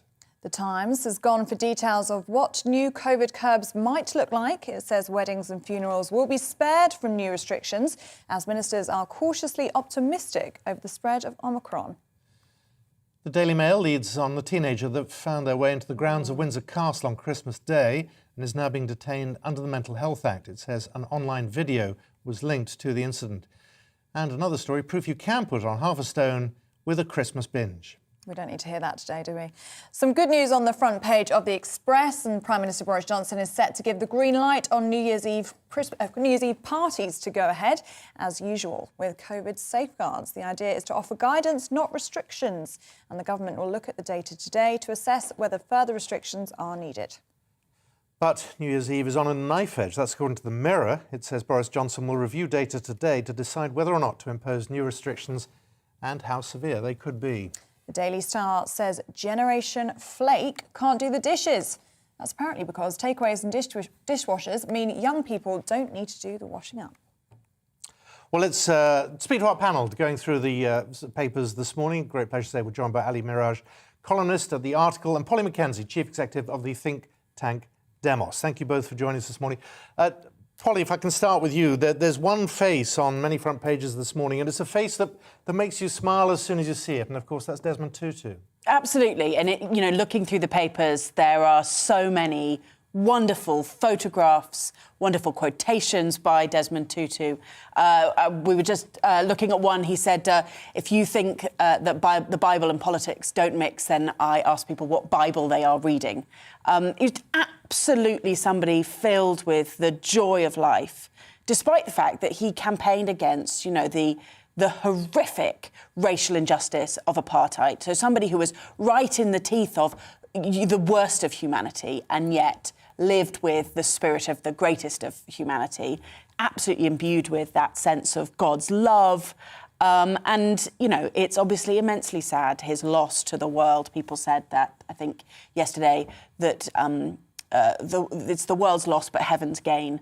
And yet, nevertheless, for all of us, it's a privilege, actually, to spend some time looking at the photographs, watching some of the videos of him dancing, much better dancer than Theresa May, and just absolutely reminded of what an enormous privilege to have even shared a world with this glorious, wonderful, happy, short man who was nevertheless an absolute tower of impact and wisdom and kindness. And the tributes have been pouring in, haven't they? The world over. It's not just South Africans. This is the world that's in mourning, isn't it? Yeah, definitely, Ellie. And I think just to follow on and echo Polly's thoughts there, I think there are very few people in history that have the chance to shape the future of their nation and play a pivotal role in that. And Desmond Tutu was one of them. He was a giant, a towering figure. And he was also, when Nelson Mandela was banged up in prison in Robben Island, he became sort of de facto one of the key leaders in the anti-apartheid movement. And he was very, very vociferous against the likes of P.W. Botha, who was a real nemesis of his at the time, and then later, pushing for the rights of people in South Africa to be treated decently, fairly, and equitably. But also, when the African National Congress took over under Mandela, Tutu was also pretty vociferous in calling out corruption within the ANC itself. In fact, quoting him actually at one point when he said to Mandela, the ANC has stopped the gravy train only long enough to get onto it itself. So he was very direct. But he's also, as you said, Polly, had a great sense of fun, optimism. He played a huge role in the Truth and Reconciliation Commission, which sort of had to deal with the whole history of apartheid and all the evils that were caused by that, and won the Nobel Prize. So towering figure, someone that, a lot of people hugely respect. You can see the outpouring of quotes from people across the world in what a huge figure he was. And a global figure, and you sort of wonder, but Ali, first of all with you, where are they going? There was a time, not that long ago, where the world had quite a few global figures. We don't seem to have that many now. That's a good point. I think, the towering figures, you look at Mandela, Tutu, people of this nature, they could actually transcend politics. I remember Nelson Mandela, after he became president of his country, they said, are you not angry? Do you not harbor resentment? He said, well, to be honest, I've got a country to run. I've got no time for this kind of stuff. And, those people now, we live in such a polarized world nowadays, Simon, where Polly and I were discussing it earlier, where, you go to the extremes, either the right or the left, and this common ground for humanity to see the actual other person's view, to listen to your argument in the hope that you might even actually improve your own argument or learn something from someone who has a different perspective from you is lost. It's been exaggerated by social media. But those towering big figures that really can transcend politics and shape the future of their nations and indeed have an impact on the world are sadly lacking. And I think that that's something that I personally find quite lamentable. A remarkable man. Polly, what do you think his legacy will be? Well, obviously the first part of his legacy is that central role he played in dismantling the horrific apartheid system in South Africa. But more broadly, of an understanding of two things, I think. The first is racial justice more broadly around the world, the way in which the colour of your skin and the place of your birth can shape so much of your destiny, and the way that needs to be dismantled. He talked about the rainbow people of God, that the kind of the way that regardless of your background, your equality in God's love. And I think also the vital thing is that goal of truth and reconciliation, the part he played in the Truth and Reconciliation Commission. And I think we have to hold on to that. It is that sense that awful things have happened. They've happened throughout history. They happened in South Africa. And the choice is, do you seek justice and retribution, or do you seek truth and reconciliation? I think that's a thought we have to hold in our hearts as we look forward, because there's so much that has happened throughout history, continues to happen in the world. And if you want to move on, if you need to think about how do you run a country, how do you bring people together, the rainbow people of God, whether you believe in God or not, how do you bring people together? The answer is to focus on truth and reconciliation, and not to be endlessly caught in backward-looking quests for an impossible and ahistorical justice. Ali, a story which I think you noticed too. Senior members of the royal family are upset at proposals to change the way that they are guarded, the Metropolitan Police, how they are policed. That's right. There's a story in the Mail, actually, I think it's on page 4 or 5 here, about the fact that there's a new commander coming to the Met who is in charge of looking at and reviewing the arrangements for security for the royal family. So these are their closest protection officers that spend 24 hours a day with members of the royal family. So they're very, very close relationship with them. And it's being reported that a number of key royals are very uncomfortable about the fact that this new commander wants to mix up and change the protection officers on the grounds that it's good to have a change and we don't want getting people too stale or comfortable in situ for too long. Some of these people remain in place for many, many years, but that's not been well received by certain members of the royal family at all. And you look at the latest issue that we've had with the potential attack or breaking into Windsor Castle in the last 24 hours or so, and all the issues around security around the royal family as well. So I think it's important when you've got people in such close proximity that the royal family should feel comfortable with their security arrangements, and that bond of trust, loyalty and understanding is respected. So I'm not exactly sure where this story was actually going to go, but I certainly feel that the royal family are certainly right in expressing their displeasure at the new arrangements. Polly, we're out of time. Is there anything quickly that's caught your eye? No, don't worry. Let's move on. Really? Okay. Well, there's just too much. It's the newspapers, isn't it? You know, it's so nice to have, to move on from the Christmas period and be overwhelmed with a bevy of news. It's good to have lots on the table, isn't We'll it? But you are high. with us in the next hour, aren't you? So we'll come to you first in the next hour, Polly, and I'm sure you can bring us lots more from the front pages. That was Polly Mackenzie and Ali Mirage there for us. Let's have a look at what else is going on today. And weddings, births and funerals are expected to be exempted from any new coronavirus measures in England if the government decides that tougher measures are needed to tackle the Omicron strain. Ministers believe that the disruption caused to significant life events during previous restrictions should be avoided, even if limits are soon imposed on the number of people who can gather indoors. Boris Johnson will receive a comprehensive data briefing today, and we should hear later if tougher restrictions will be introduced in England. Meanwhile, schools are drawing up plans to send whole year groups home amid growing concern that Omicron will lead to staff shortages spiralling out of control next month. Head teachers have warned the Prime Minister that they may be forced to prioritise key age groups for face-to-face lessons, while others are told to learn remotely. A man has been sectioned under the Mental Health Act after being found in the grounds of Windsor Castle with a crossbow. The Metropolitan Police said a 19-year-old man from Southampton was arrested at about 8:30 on Christmas Day morning. It said the man was stopped within moments of entering the grounds and he didn't enter any buildings. He was searched and a crossbow was found. The man is now in the care of medical professionals. Sarah Weddington, a Texas lawyer who won the landmark 1973 court case to make abortions legal across the US, has died at her home in Austin, aged 76.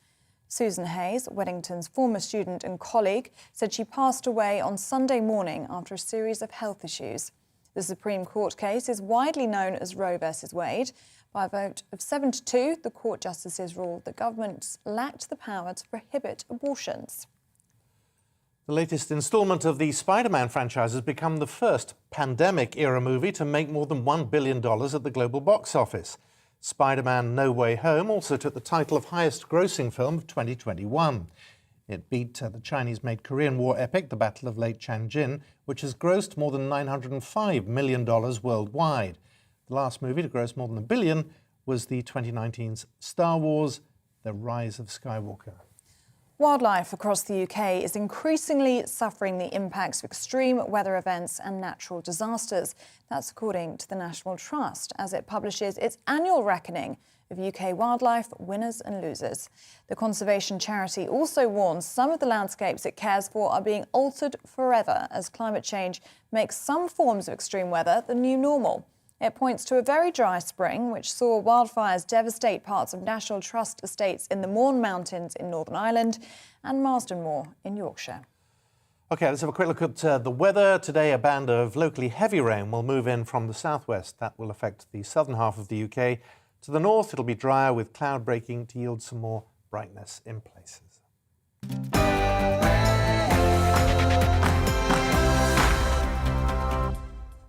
Tough new pandemic restrictions have come into force in Scotland, meaning all large public events have been cancelled.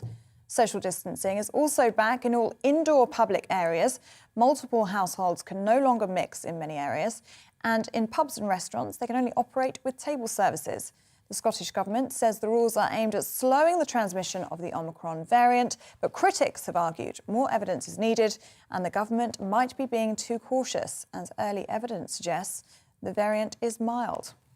Well, joining us now is Stephen Montgomery, a spokesperson for the Scottish Hospitality Group, representing many of Scotland's best-known hospitality venues. Stephen, a very good morning to you.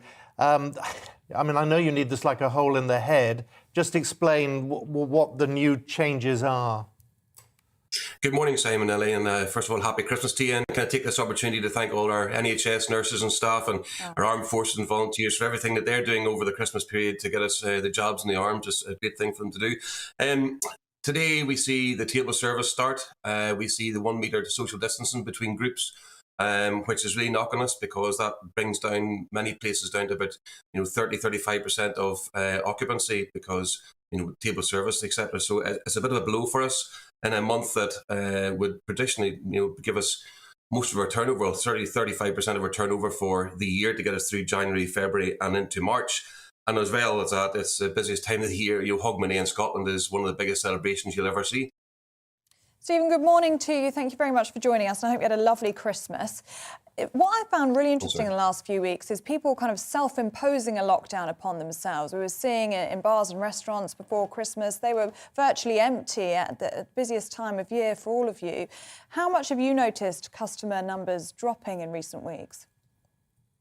Absolutely. I mean, I think the last figures we had was the trade lost probably about £1 billion in turnover in the month of December. And once the public health... Oh, looks like we may have lost our guest there, Stephen Montgomery. We will look to... Oh, no, he's back with us. Stephen, sorry, we lost you for a moment there. You were just saying about the effect of the numbers of people coming through the door in the last few weeks. Yeah, it was reported that we've probably lost about £1 billion in December already in turnover. And personally in here, we had 489 cancels, for the Christmas time. And that's had a devastating effect on us. And I think once the messaging came out Thursday week ago, stay away, people really hunched down because everybody wants to spend Christmas together. And I get that. I totally get it. Last year we didn't have it. We had to be home by midnight on Christmas night. So everybody's looking for a really good Christmas this year. So I understand that. And, we get that there's a health crisis. But when you start putting restrictions in, you really need to back that up with the support that is required to keep our staff, which is the big issue. And this is a major argument, isn't it? It's that nanny state attitude that many seem to have. Here we are, those of us who are grown-ups, we know the risks. We should be allowed to take the risks ourselves, shouldn't we? We don't need to be told. Yeah, well, I think we've for the last 18, 20 months, especially in hospitality, we've done every single thing that the governments have asked us to do. We've locked down, we've opened up again, we've had restrictions, we've had curfews, we've had music bans. And at the end of the day, it's a public health issue, and we can't argue that, and we wouldn't argue that because public health has got to come before anything else. And I think now we've had 2 jabs, we've had boosters, and as I said before, everybody's doing a really good job of trying to get the boosters into the arms and the first and second jabs. So we have to take the advice of the clinicians. But as I said before, we really need to make sure that our jobs are protected for the staff, and that is our really concern, as is their mental health and as the mental health of our customers as well. So yes, everybody has got to take their own life and their own ways of looking after their own issues. And they can be sure that if they ever come into hospitality, that we will do everything we can to make sure that they're safe. We will do the track and trace. We will be sure that our staff wear our face coverings, and we'll be sure that we give them the safest time that they possibly can. And Stephen, you talk about the importance of having support, and the Scottish Government has offered something, December and January business support top-up, they call it, and it's support for those who have lost bookings during the festive period. And as I understand, it's a grant, it's a one-off payment, can be anything between £4,500 to £7,000. How far does that actually go? It will go about as far as the length of time it took you to say that out. It's nowhere near what we need. If you take one of our members, their monthly wage bill is £800,000, and they stand to get about a one-off payment of about £120,000. So it doesn't go anywhere near covering anything else. It's about £4,500 for the lower people under 51,000 rateable value, and 6,800 I think it is for over 51,000, and then there will be another grant come in at the end of January as well, which will be a small payment as well. We're not sure what that is, and we will work with Scottish Government to make sure that whatever that payment is, it goes directly to those that is affected from the Christmas bookings, and not to the ones that have profited most out of the fact that people have cancelled over Christmas. Stephen, very quickly, I mean, do you look south of the border with I don't know, a look of forlorn longing, because here we are at the moment still waiting to hear from Boris Johnson, who may issue guidance, as opposed to what you seem to be getting north of the border is tougher. Yeah, well, if you think of where I am down in Dumfries and Galloway here, the problem we have down here is, and across the borders, you're going to have a lot of people at Hogmanay, which is traditionally a Scottish event, jumping across the border into England, which is, well, if you take a Gretna, for example, if you only have to go maybe 500 yards across the road into England, and you can have a celebration of any kind. So what we would say is we would ask people to take a lateral flow test, and if you are going to cross into the other side of the border, please don't bring anything back, and enjoy yourself at Hogmanay. But we're a bit jealous, of course we are, but as I said, public health has got to come first, and we understand that. It's really good to see you.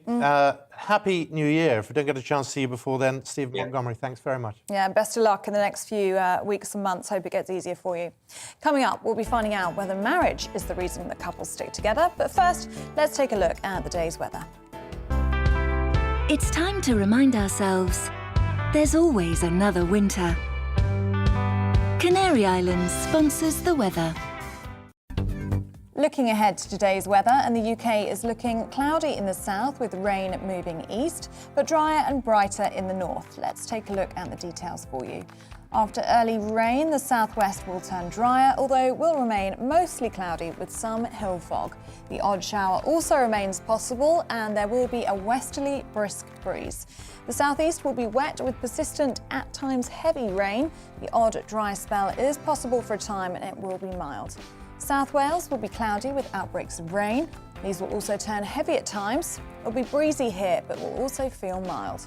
Winds will be lighter across the Midlands, but it will also be cloudy with some hill fog. There will also be increasing outbreaks of rain with the odd heavier burst possible at times. North East England will be drier, although still rather cloudy. Some bright or sunny spells are possible towards the north through the afternoon, with some outbreaks of rain possible in the south later. There will be a chillier feel for those of us in southern Scotland. It will also be a rather cloudy day, but the odd bright or sunny spell remains possible. Northern Ireland will be a little milder, but also rather cloudy. The odd shower is also possible, along with a few brighter spells in the east. It will be rather breezy too, remaining dry and clear in the north, the rain elsewhere edging east with showers following in the west. And that is how the weather is shaping up for the rest of the day. Canary Islands sponsors the weather.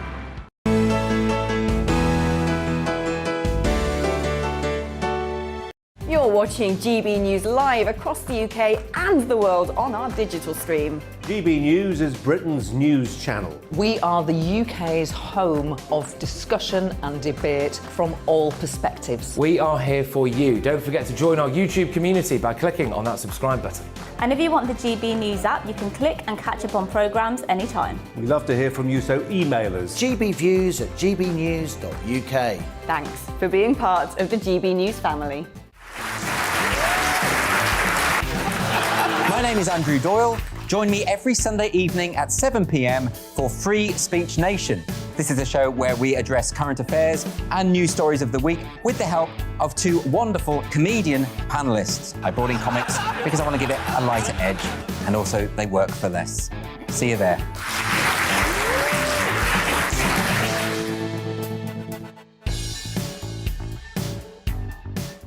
Join my show Farage, 7 p.m. till 8 p.m. Monday through Thursday, and there you will get opinion, analysis, debate, and I'll cover stories that nobody else dares to touch.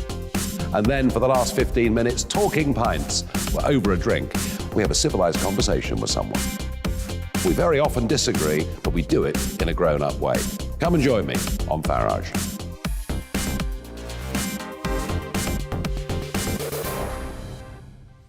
I'm Colin Brazier.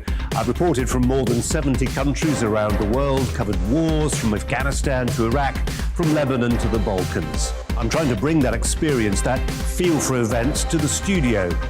And something else. I'm ready to give an opinion. Today's stories with a spark. Brazier from 8 p.m. weekdays on GB News. Join us for Political Correction. We're here every Sunday to correct politics and put you, the people, back in charge. We talk about all areas of the United Kingdom, including Northern Ireland. Our debate goes way beyond the Westminster Village. It's about the real country. It's about your opinion. So please, we want you to tell us what you think. This is Political Correction. Every Sunday morning from 10 a.m. here on GB News.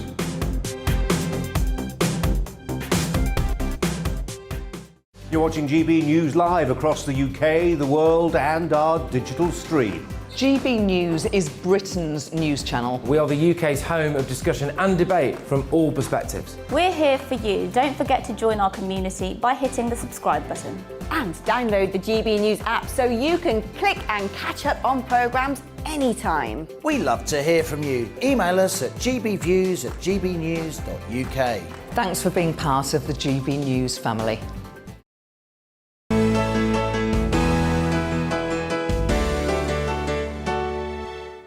Good morning, you're watching The Great British Breakfast with Simon McCoy and me, Ellie Costello. The time has just gone 25 minutes past 7.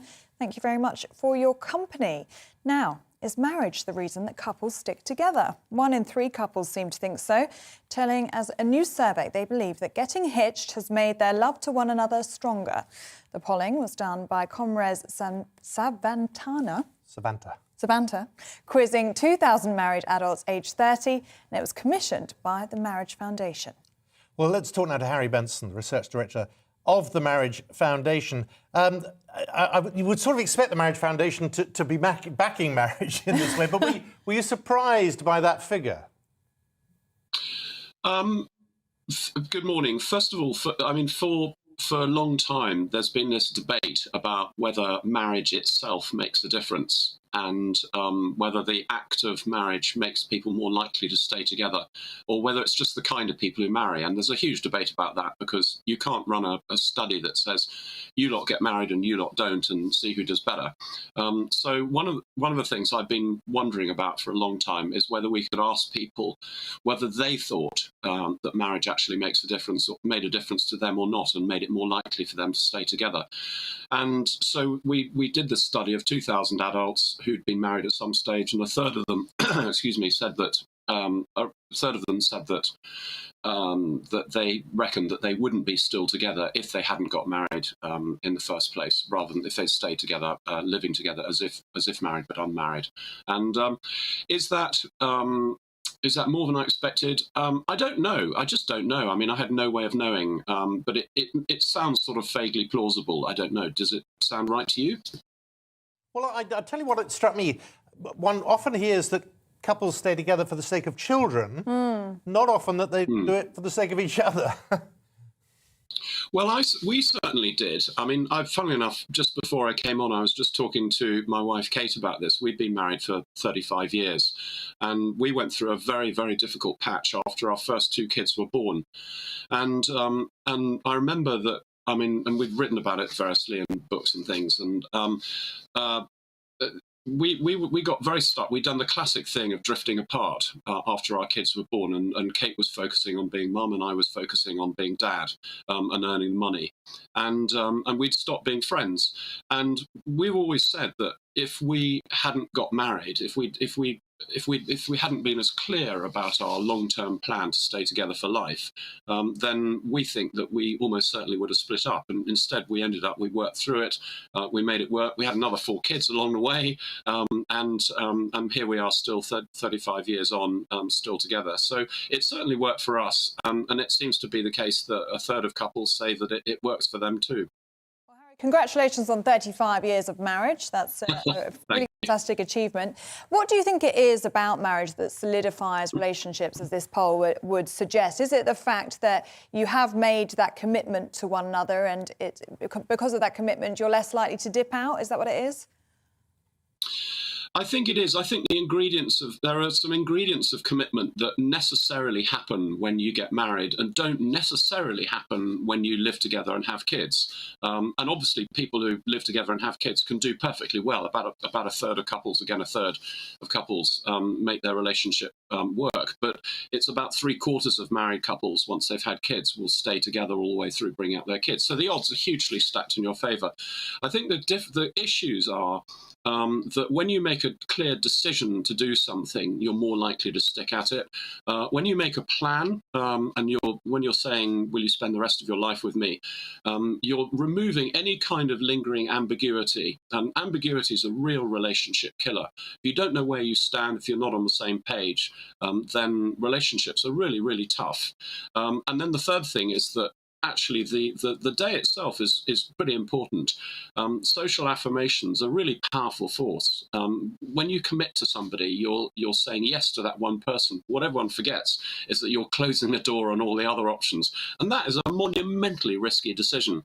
And I remember going back to my wedding day, it was about the most nervous I think I've ever been in my whole life, in that morning. And I've been to war. I was a military veteran in the Falklands War. I've been shot at. I know what it's like to be scared. And I was more terrified that morning than I've ever been before. But as soon as I saw everybody waiting for me and effectively saying, Harry, great choice, mate, I think that's what social affirmation does. It affirms this really risky decision that you make when you say no to all the other options and you say yes to that one person. So lots of good reasons why marriage seems to make a difference, and that's borne out in this study. So the director of the Marriage Foundation found the front line less frightening than marriage. No, found marriage much more frightening than the front line. Yeah, exactly. That's a headline. Sorry about that. I mean, Harry, we're talking about the benefits of marriage here, but we've got to look at the facts here. I mean, my friends have just started to get engaged now. The average wedding cost in the UK is £30,000. It's so expensive to get married. Do you think that we will still see this trend of people getting married in the future?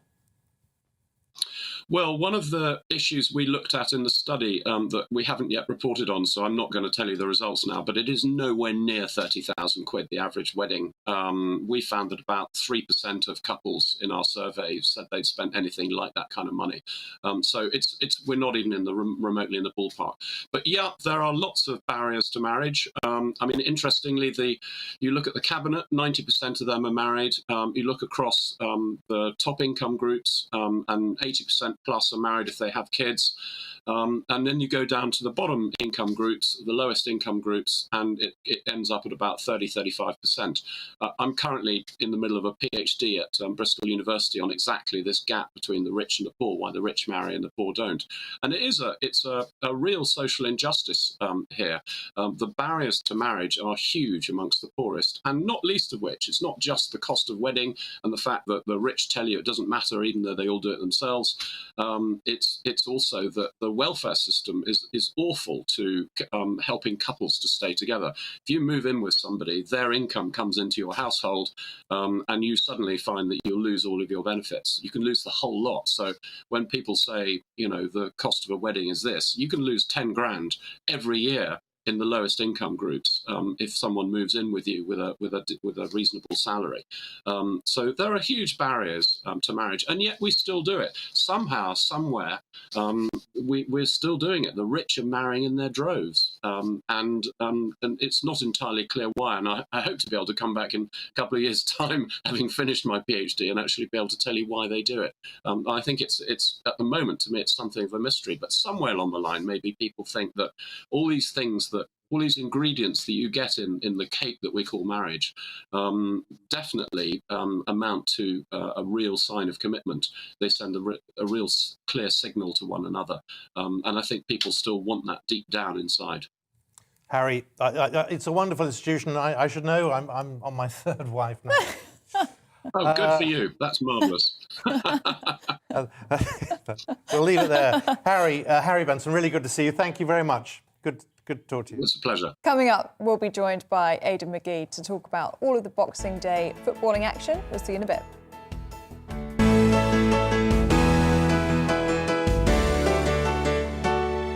You're watching GB News live across the UK and the world on our digital stream. GB News is Britain's news channel. We are the UK's home of discussion and debate from all perspectives. We are here for you. Don't forget to join our YouTube community by clicking on that subscribe button. And if you want the GB News app, you can click and catch up on programmes anytime. We love to hear from you, so email us. gbviews@gbnews.uk. Thanks for being part of the GB News family. My name is Andrew Doyle. Join me every Sunday evening at 7 p.m. for Free Speech Nation. This is a show where we address current affairs and news stories of the week with the help of two wonderful comedian panellists. I brought in comics because I want to give it a lighter edge, and also they work for less. See you there.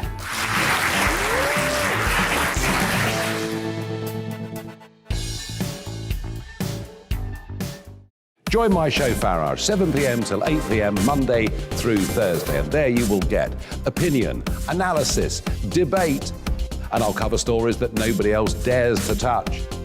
And then for the last 15 minutes, talking pints. We're over a drink. We have a civilised conversation with someone. We very often disagree, but we do it in a grown-up way. Come and join me on Farage.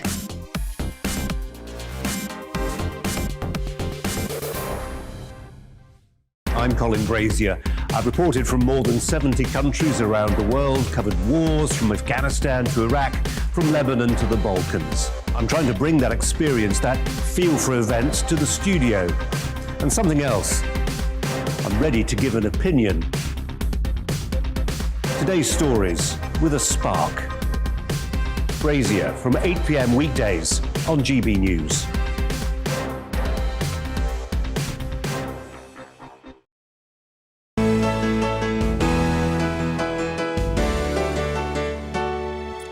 Welcome back. You're watching The Great British Breakfast. It's just after 25 minutes to 8.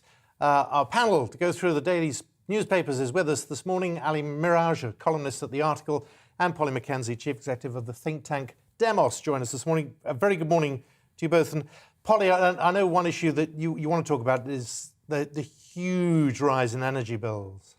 Yeah, I just think that this is going to be a story that runs through the new year, all through the cold months. Energy bills have gone up a huge amount, and the energy price cap is going to basically be recalibrated in the spring, which means that people's energy bills could go up more hundreds of pounds. And what's interesting, The Guardian is reporting today that Labour are now trying to make some political headway with that. They're making the case that because the energy bills have gone up, the VAT we all pay on our energy bills has also gone up, that £3 billion. They're saying that windfall to the Treasury should be recycled into more support for people with their energy bills. The Treasury are already responding by saying there is no VAT windfall because, of course, you don't just collect energy VAT in one box and all the other VAT everywhere else. Actually, sales are down because of, hospitality and COVID and all of that. So there isn't a sort of VAT windfall. But I think we're just going to see this, the way this political story plays out as part of wider inflationary pressures is going to be a huge part of politics as we go into 2022. And I'm not sure the government has much of an answer to it. This isn't necessarily the best policy proposal from Labour, but it does, I think, really point to an ongoing question around how are they going to manage the economy as we go into this period of high inflation, and therefore that has a huge impact on just the daily cost of living. And if you can't keep control of energy bills, I think it starts to open some really big political wounds for them. Mm-hmm. And Ali, a part of this story is the control of Russia and the amount that it can pump in and out of Europe. That's right, Ellie, and there's a big piece again, actually, in the Guardian, the World section, about how NATO eastwards push has stoked Russian concerns over Ukraine. And basically this feeds into this whole issue around Russia amassing over 100,000 troops on its border with Ukraine in the past few weeks. And this is on the back of the fact that President Putin doesn't really feel that Ukraine should have ever been disbanded as part of the USSR. He's very much a believer that they are effectively one and the same people. You know, back in 2014, Russia invaded Crimea. And he's very worried about NATO's eastward expansion and the potential prospect of Ukraine becoming a NATO member. And the argument that he makes, which actually one can have a little bit of understanding for, is how would the US feel if Russia started amassing troops on the Mexican border? So I think that's the argument that Putin's making. But also it feeds into this wider issue about, to Polly's point about prices, energy prices. There's the new Nord Stream 2 pipeline that's coming in via the Baltic into Germany, which Russia has spent 8 billion euros building, which is waiting German regulatory approval. And now there's a new coalition government in Germany, where the Greens are also part of that coalition government. It's highly unlikely that that is going to be approved anytime soon. You also add to that the ongoing issues on the border between Poland and Belarus. Belarus is very close to Russia, with all the confected migration crisis that's occurring there. And you also look at the way that Russia is also coming under pressure for its abuse of and crackdown on dissidents, most notably Alexei Navalny. So a lot of issues around, a lot of tension building up. But, you know, to build on Polly's point, when you've got energy prices rising, you've still got parts of Europe, particularly Germany, very dependent on Russian gas without really alternatives at the moment, and rising prices. You've got a toxic mix. And it's going to be very interesting to see how this plays out. But at the moment, it seems that President Putin is willing to call the West bluff on this. Now, all eyes today are going to be on the Prime Minister. We await a decision for what's next. As far as England is concerned, we're dealing with the Omicron variant. But what many people who are saying, well, hang on, it's not as serious as Delta, are forgetting is that when the transmissibility means that thousands, hundreds of thousands more people get it, you're really putting pressure on the NHS because staff are going to get it as well. That's absolutely right. So because of the vaccines, the boosters, actually, you know, we're not seeing rises in hospitalisation anywhere near as fast as the rises in case numbers, which are record numbers. We're awaiting new numbers today after the kind of Christmas blackout period. The government will be seeing those figures in internal briefings later today as they make those decisions about whether we need additional restrictions. But the crucial thing is, even if we've done that fantastic thing of largely breaking the link between case numbers and hospitalisations and death, that doesn't mean it's all clear for the NHS or for other public services, for bus services, train services. And The Guardian is then reporting... somebody's reporting. I've lost it. The Telegraph is... So the Telegraph's looking at possible school closures of whole classrooms, simply because they can't get the teachers in order to keep those classrooms open. If people are off sick for, several days, unable to work, or longer than that for isolation periods. It's a really difficult one, I think, Polly, just to add to what you're saying, for the government to actually get this right. We know that there are restrictions coming in Wales, Northern Ireland, and in Scotland as well. You're not going to be allowed to go clubbing, Polly, which I know is a great disappointment to you, for the next few weeks in Scotland. Look, I think the government has got a really difficult balancing act here, because you're right. On the one side, it's not just about numbers of people going into hospital. It's also about people being able to service those people in hospital and also teachers in schools. And now apparently the government's been trying to encourage former teachers that have retired to come back, but they're not getting them to sign up in the numbers that they need to keep those schools potentially open. And a lot of head teachers are worrying about what's going to happen post the Christmas break. But you've also got this other balancing act that the government has to do in terms of the wider effects on the economy and mental and physical health. You look at the 400 billion borrowing mountain that Rishi Sunak's amassed with furlough and other things, and he has given some help to the hospitality industry now with grants of up to £6,000. But also we've got a 2 trillion public debt burden that we're facing, and we're also in the light of rising interest rates. So it's quite a difficult situation for the government to get right. The only thing going in their favour is that we understand that Omicron is less severe in terms of the Delta variant, which is positive. Let's see what happens. It looks like there's going to be a lot of resistance if further curbs come in. I think they're probably going to move to some sort of guidance, Polly. That's my assessment. Well, both of you will be back, I know, just after 8. Ali, Polly, see you shortly. Thank you very much for now. Now, Christmas might have meant a well-earned break for you and millions of other people across the country. But meanwhile, thousands of healthcare staff are continuing Britain's booster rollout. While some people got jabbed on Christmas Day and Boxing Day, others have started receiving encouraging text messages about getting the booster. A rise in cases of Omicron is expected to follow the seasonal festivities. With more on this, our East Midlands reporter Will Hollis joins us live from Nottingham. Good morning to you, Will. Lots of celebrating going on, but the vaccination effort is still going strong. What's been happening over the Christmas period? Good morning. Yes, most of the country shuts down, has a well-earned break over the Christmas period, but it hasn't stopped the booster and vaccination programme. Around 200,000 slots were available for people to get a vaccine or a booster over Christmas Eve, Christmas Day and Boxing Day. And from now, Monday, up until the 1st of January, there's around 1.5 million slots that are available. And the Health Secretary, as well as the rest of the government, are really pushing people to use this time that they might use usually to lounge around in front of the TV, watching the Christmas movies and the Christmas telly that we've all seen 1,000 times. They're encouraging people instead to take a little bit of a trip down to the vaccination centre, whether it's a pop-up one or maybe one of a more secure status in their local town or city, and get their booster. And we've been hearing over the weekend reports, they've tried this in parts of Suffolk, door-to-door vaccinations. This is something that we might all see? Yeah, this was just a trial at the moment. It's something that's been reported in the Mail on Sunday. Ipswich specifically, around 150 extra people decided to get their vaccine based on this door-to-door visits that we've been hearing about, aimed particularly at hard-to-reach areas, people that may be a little bit vaccine hesitant, that even though it's been about a year or so that we've had this vaccination programme, people that have decided not to do it.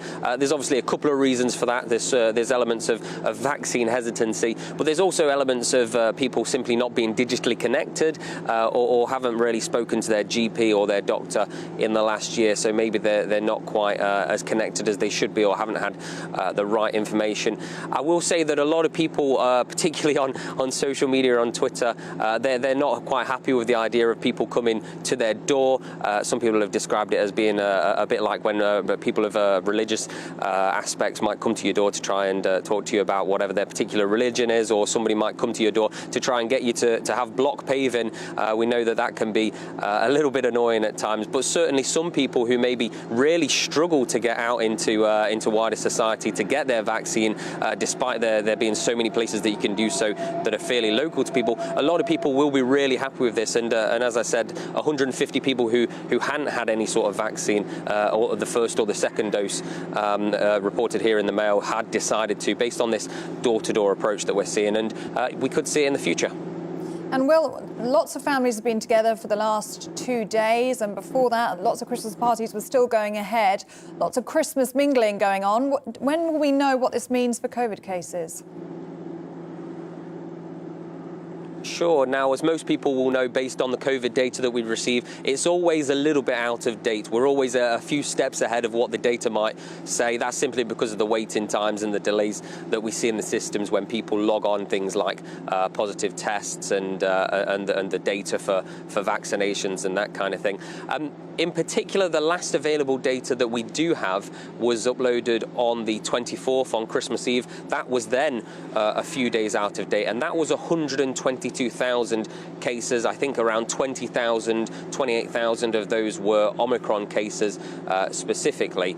Now, what we've got to wait for is for this bit of a Christmas period to end when, despite, as I said, thousands of people still working in the healthcare system, still doing those tests, whether they're volunteers or full-time members of staff doing the vaccinations and doing the tests. We're still got to wait for that little bit of a delay, and that's going to be enhanced and emphasised by the Christmas period. I've checked it today. It is meant to be updated on the 27th today, Monday, but we are going to have to wait a little bit longer for that to be updated. It could take us well into the afternoon before we see what the Christmas mingling could mean for the cases. I will say as well that often cases symptoms do take a little bit of time to develop, and even if you might have caught COVID, let's say on Christmas Eve, Boxing Day, Christmas Day, it might take you a few days before you see those symptoms. And obviously a lot of people are asymptomatic, which is why the government is encouraging people to do regular lateral flow tests.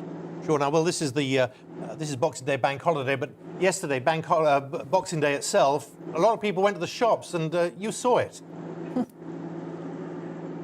Yeah, definitely. We've seen in the images and on social media and on news reports, including the reports that we put out on GB News. There was a lot of people that went out, but Omicron and the fact that it's Sunday is being reported did have a significant effect. As I was walking here to Nottingham City Centre, where I am right now in the Old Market Square, about maybe 100 metres away is the biggest shopping centre in this area of the UK, Victoria Centre. There was a lot of people waiting, and they said they were waiting specifically for Next. So I know that there's a few other retailers out there, but a few hundred people were waiting out in the cold around 5:30 when I was coming to set up my camera. So there are people that do have this appetite for the sales, despite the worries around Omicron and things like the cold weather. There will always be people who want to grab a bargain. And Will, it is really good to see lots of people there queuing on the high street. Amelia Harper, our East of England reporter, was outside Selfridges. It was actually really quiet, so it was good to see lots of people flocking to the high street where you are. That's Will Hollis, our East Midlands reporter. OK, you're watching The Great British Breakfast. Let's have a look at what else is going on today. And weddings, births and funerals are expected to be exempted from any new coronavirus measures in England if the government decides that tougher measures are needed to tackle the Omicron strain. Ministers believe that the disruption caused to significant life events during previous restrictions should be avoided, even if limits are soon imposed on the number of people who can gather indoors. Boris Johnson will receive a comprehensive data briefing today. We should hear later if tougher restrictions will be introduced in England. Meanwhile, schools are drawing up plans to send whole year groups home amid growing concern that Omicron will lead to staff shortages spiralling out of control next month. Head teachers have warned the Prime Minister that they may be forced to prioritise key age groups for face-to-face lessons, while others are told to learn remotely. Tributes continue to pour in for Archbishop Desmond Tutu, who died in Cape Town at the age of 90. The Queen said he tirelessly championed human rights, and she remembered with fondness her meetings with him, his great warmth and humour. The Archbishop of Canterbury, Justin Welby, said he had changed the world, and Prime Minister Boris Johnson praised his leadership and humour. A man has been sectioned under the Mental Health Act after being found in the grounds of Windsor Castle with a crossbow. The Metropolitan Police said a 19-year-old man from Southampton was arrested at about 8:30 on Christmas Day morning. It said the man was stopped within moments of entering the grounds and he did not enter any buildings. He was searched and a crossbow was found. The man is now in the care of medical professionals. Sarah Weddington, a Texas lawyer who won the landmark 1973 court case to make abortions legal across the United States, has died at her home in Austin in Texas, aged 76.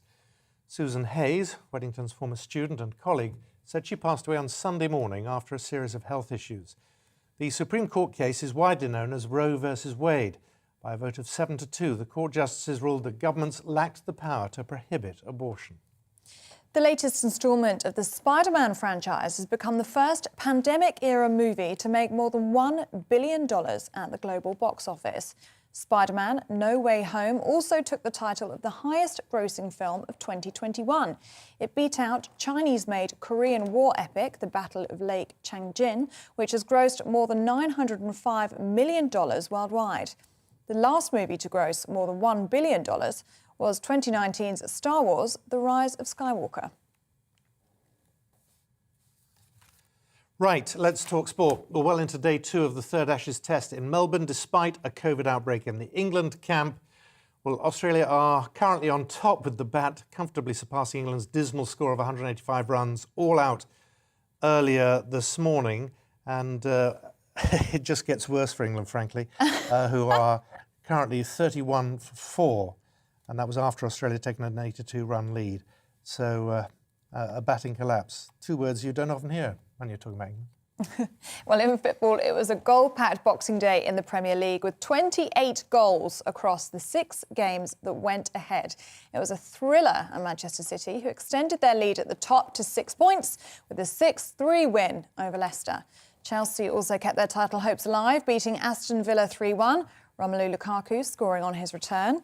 Elsewhere, Arsenal hit 5 at Norwich, Spurs eased past Crystal Palace, Southampton won at West Ham, whilst Brighton got the better of Brentford. Newcastle host Manchester United at St James's Park tonight. Well, talking with us now, football broadcaster and writer Aidan McGee.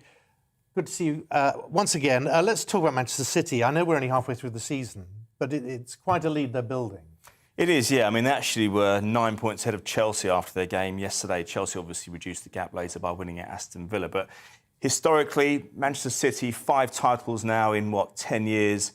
This time last year, they clicked into gear and they moved ahead of even a great Liverpool side. It looks like they're going to do that again. 6 points is the gap. When you see a team, when you're up against a team that lose 2 or 3 matches a season, and you're relying on them to lose 2 matches so you can just get level with them, and you've got to win your games as well, it makes it an almost insurmountable task.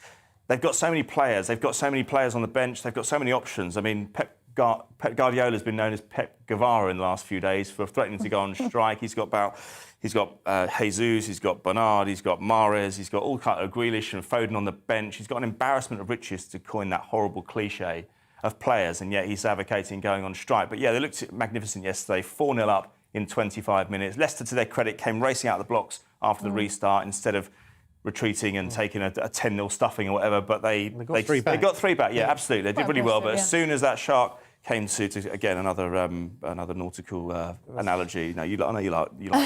But as soon as it came to the shore, they just raced back to the sand. It was incredible to see. Yeah. A great game yesterday, Aidan. And of the ones that went ahead, they didn't disappoint, did they? No, not at all. I mean, if you look at the Premier League, now their argument has been that they have to satisfy the broadcasters over this period. That's what's really going on. That's the story behind the story. They want to get games on. Otherwise, they have to reimburse Sky, BT, Amazon, anybody else with their broadcasting fees. OK, so they have to get games on. They'll feel justified this morning. 28 goals in 6 matches, 4.66 recurring, I think that's the average per game. We've got another game tonight. The problem they've got, of course, is that there's no homogeneity across the actual league in terms of the number of games played. We could have a situation tonight where Newcastle play against Manchester United. Could be called off, I suppose, but we've not heard anything to the contrary as yet. But Newcastle play tonight. Burnley, who had their game yesterday against home to Everton, postponed, will have 4 games in hand on Newcastle and they're 1 place above them. It's not an ideal situation. It's the uncertainty that will hurt many teams and several managers. You've mentioned Pep already, but they're getting pretty upset with the way this is being dealt with. They are. I mean, we had the revelation from Antonio Conte that he attended the meeting on Zoom I think waste of time. Yeah, a complete waste of time. It didn't last very long. The decision's been preordained. One thing I'd say, though, Simon and Ellie, is that the Premier League are damned if they do, damned if they don't. They don't want to be making late decisions, and that's what they'd have to do if they were considering these managers. They have to consider the fact that these Premier League matches are international events now. People book hotels at unseasonal times, expensive times. They book flights. People go in and watch Tottenham from like America and places like that. It's not like turning up on the day 30 years ago when I was a kid and paying £8 to get in and standing. You know, it's not the same anymore. So they can't get away with just postponing games a couple of hours before, which is what they were doing up until about a week ago. So it's one way or the other. The Premier League managers will always be selfish. They're just thinking about their teams. I suppose the quid pro quo is that if we care about our teams and it keeps the fans happy long term. But honestly, I think the Premier League have a lot to answer for in this last couple of weeks, but they cannot be accused of getting everything wrong. Aidan McGee, great to have you on. Footballing broadcaster Aidan McGee. Lovely to have you. We're going to be looking at some of the other stories that are hitting the newspapers. That's with our newspaper reviewers. But first, a look at the weather. It's time to remind ourselves there's always another winter. Canary Islands sponsors the weather. And looking ahead to the day ahead, the UK is looking cloudy in the south with rain moving east, but drier and brighter in the north. Well, let's take a look at some of the details. And after early rain, the southwest, it's going to turn drier there, although remaining mostly cloudy with some hill fog. The odd shower also remains possible. There will be a westerly brisk breeze. The southeast will be wet with persistent at times heavy rain. The odd dry spell is possible for a time, and it will be mild. To South Wales now, where it's going to be cloudy with outbreaks of rain. These will also turn heavy at times. It will be breezy here, but it will also feel mild. Winds will be lighter across the Midlands, but it will also be cloudy with some hill fog. There will also be increasing outbreaks of rain with the odd heavier burst possible at times. To the northeast of England now, and it'll be drier, although still rather cloudy there. Some bright or sunny spells are possible towards the north through the afternoon, with some outbreaks of rain possible in the south later. There'll be a chillier feel for those of us in southern Scotland. It will also be a rather cloudy day, but the odd bright or sunny spell remains possible. It's Northern Ireland, where it'll be a little milder, but also rather cloudy today. The odd shower is also possible, along with a few brighter spells in the east. It'll be rather breezy there too. Remaining dry and clear in the north, the rain elsewhere edging east with showers following in the west. And that's how the weather is shaping up for the rest of the day. Canary Islands sponsors the weather.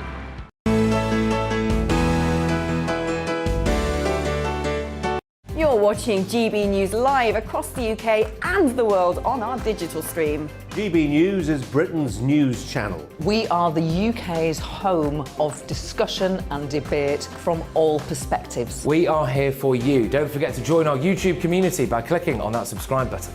And if you want the GB News app, you can click and catch up on programmes anytime. We love to hear from you, so email us. gbviews@gbnews.uk. Thanks for being part of the GB News family. My name is Andrew Doyle. Join me every Sunday evening at 7 p.m. for Free Speech Nation. This is a show where we address current affairs and news stories of the week with the help of two wonderful comedian panellists. I brought in comics because I want to give it a lighter edge, and also they work for less. See you there.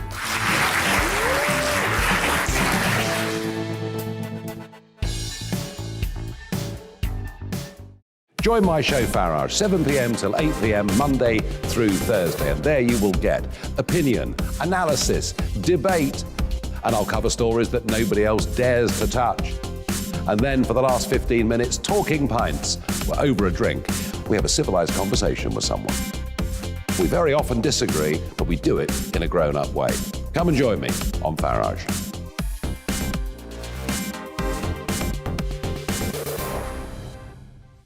I'm Colin Brazier.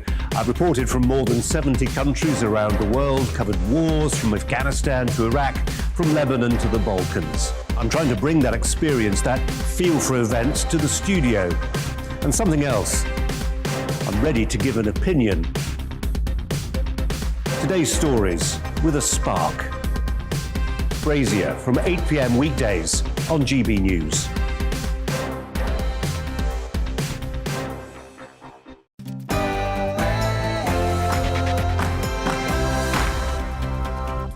Hello, good morning. You're watching The Great British Breakfast with Simon McCoy and Ellie Costello. Lots on the agenda today. We're talking about the Prime Minister's popularity, New Year's celebrations on a knife edge, and of course, what regulations, if any, will Boris bring in today? And as ever, we want to hear what you think. Get in touch, gbviews@gbnews.uk.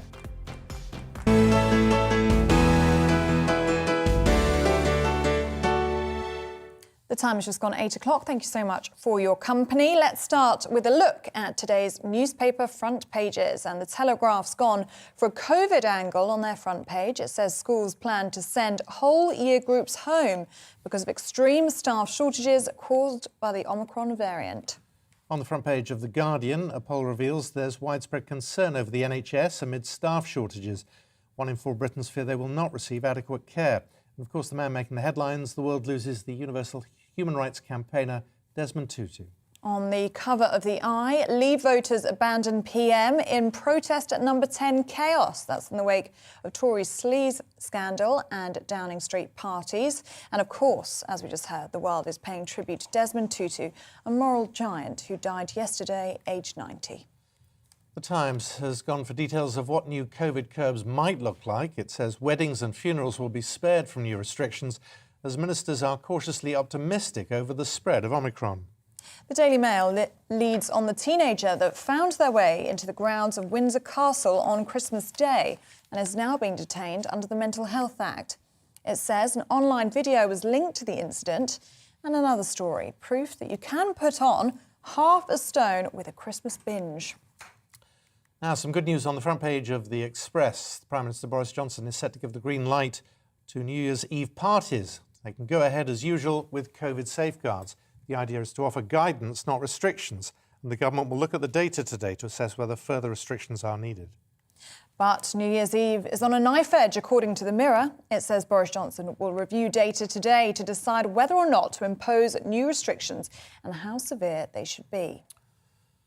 The Daily Star says Generation Flake can't do dishes. That's because takeaways and dishwashers mean young people don't need to do the washing up.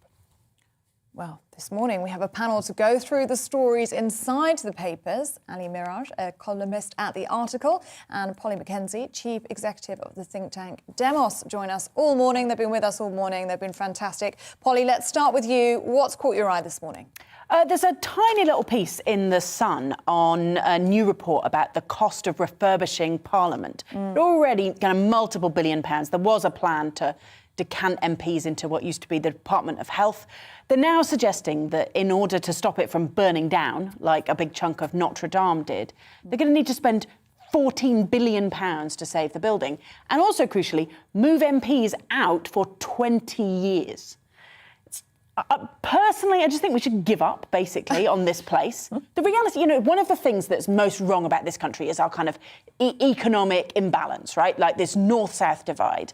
And a big problem is that unlike lots of other kind of comparable countries, our biggest financial centre and our political centre are within a single mile of one another in the cities of London and the city of Westminster. We've got to get Parliament, we've got to get politics out of London altogether. If you want to rebalance the UK, if you want to level up, Parliament, close it down, turn it into a museum, open up a new Parliament in York, potentially, in Manchester.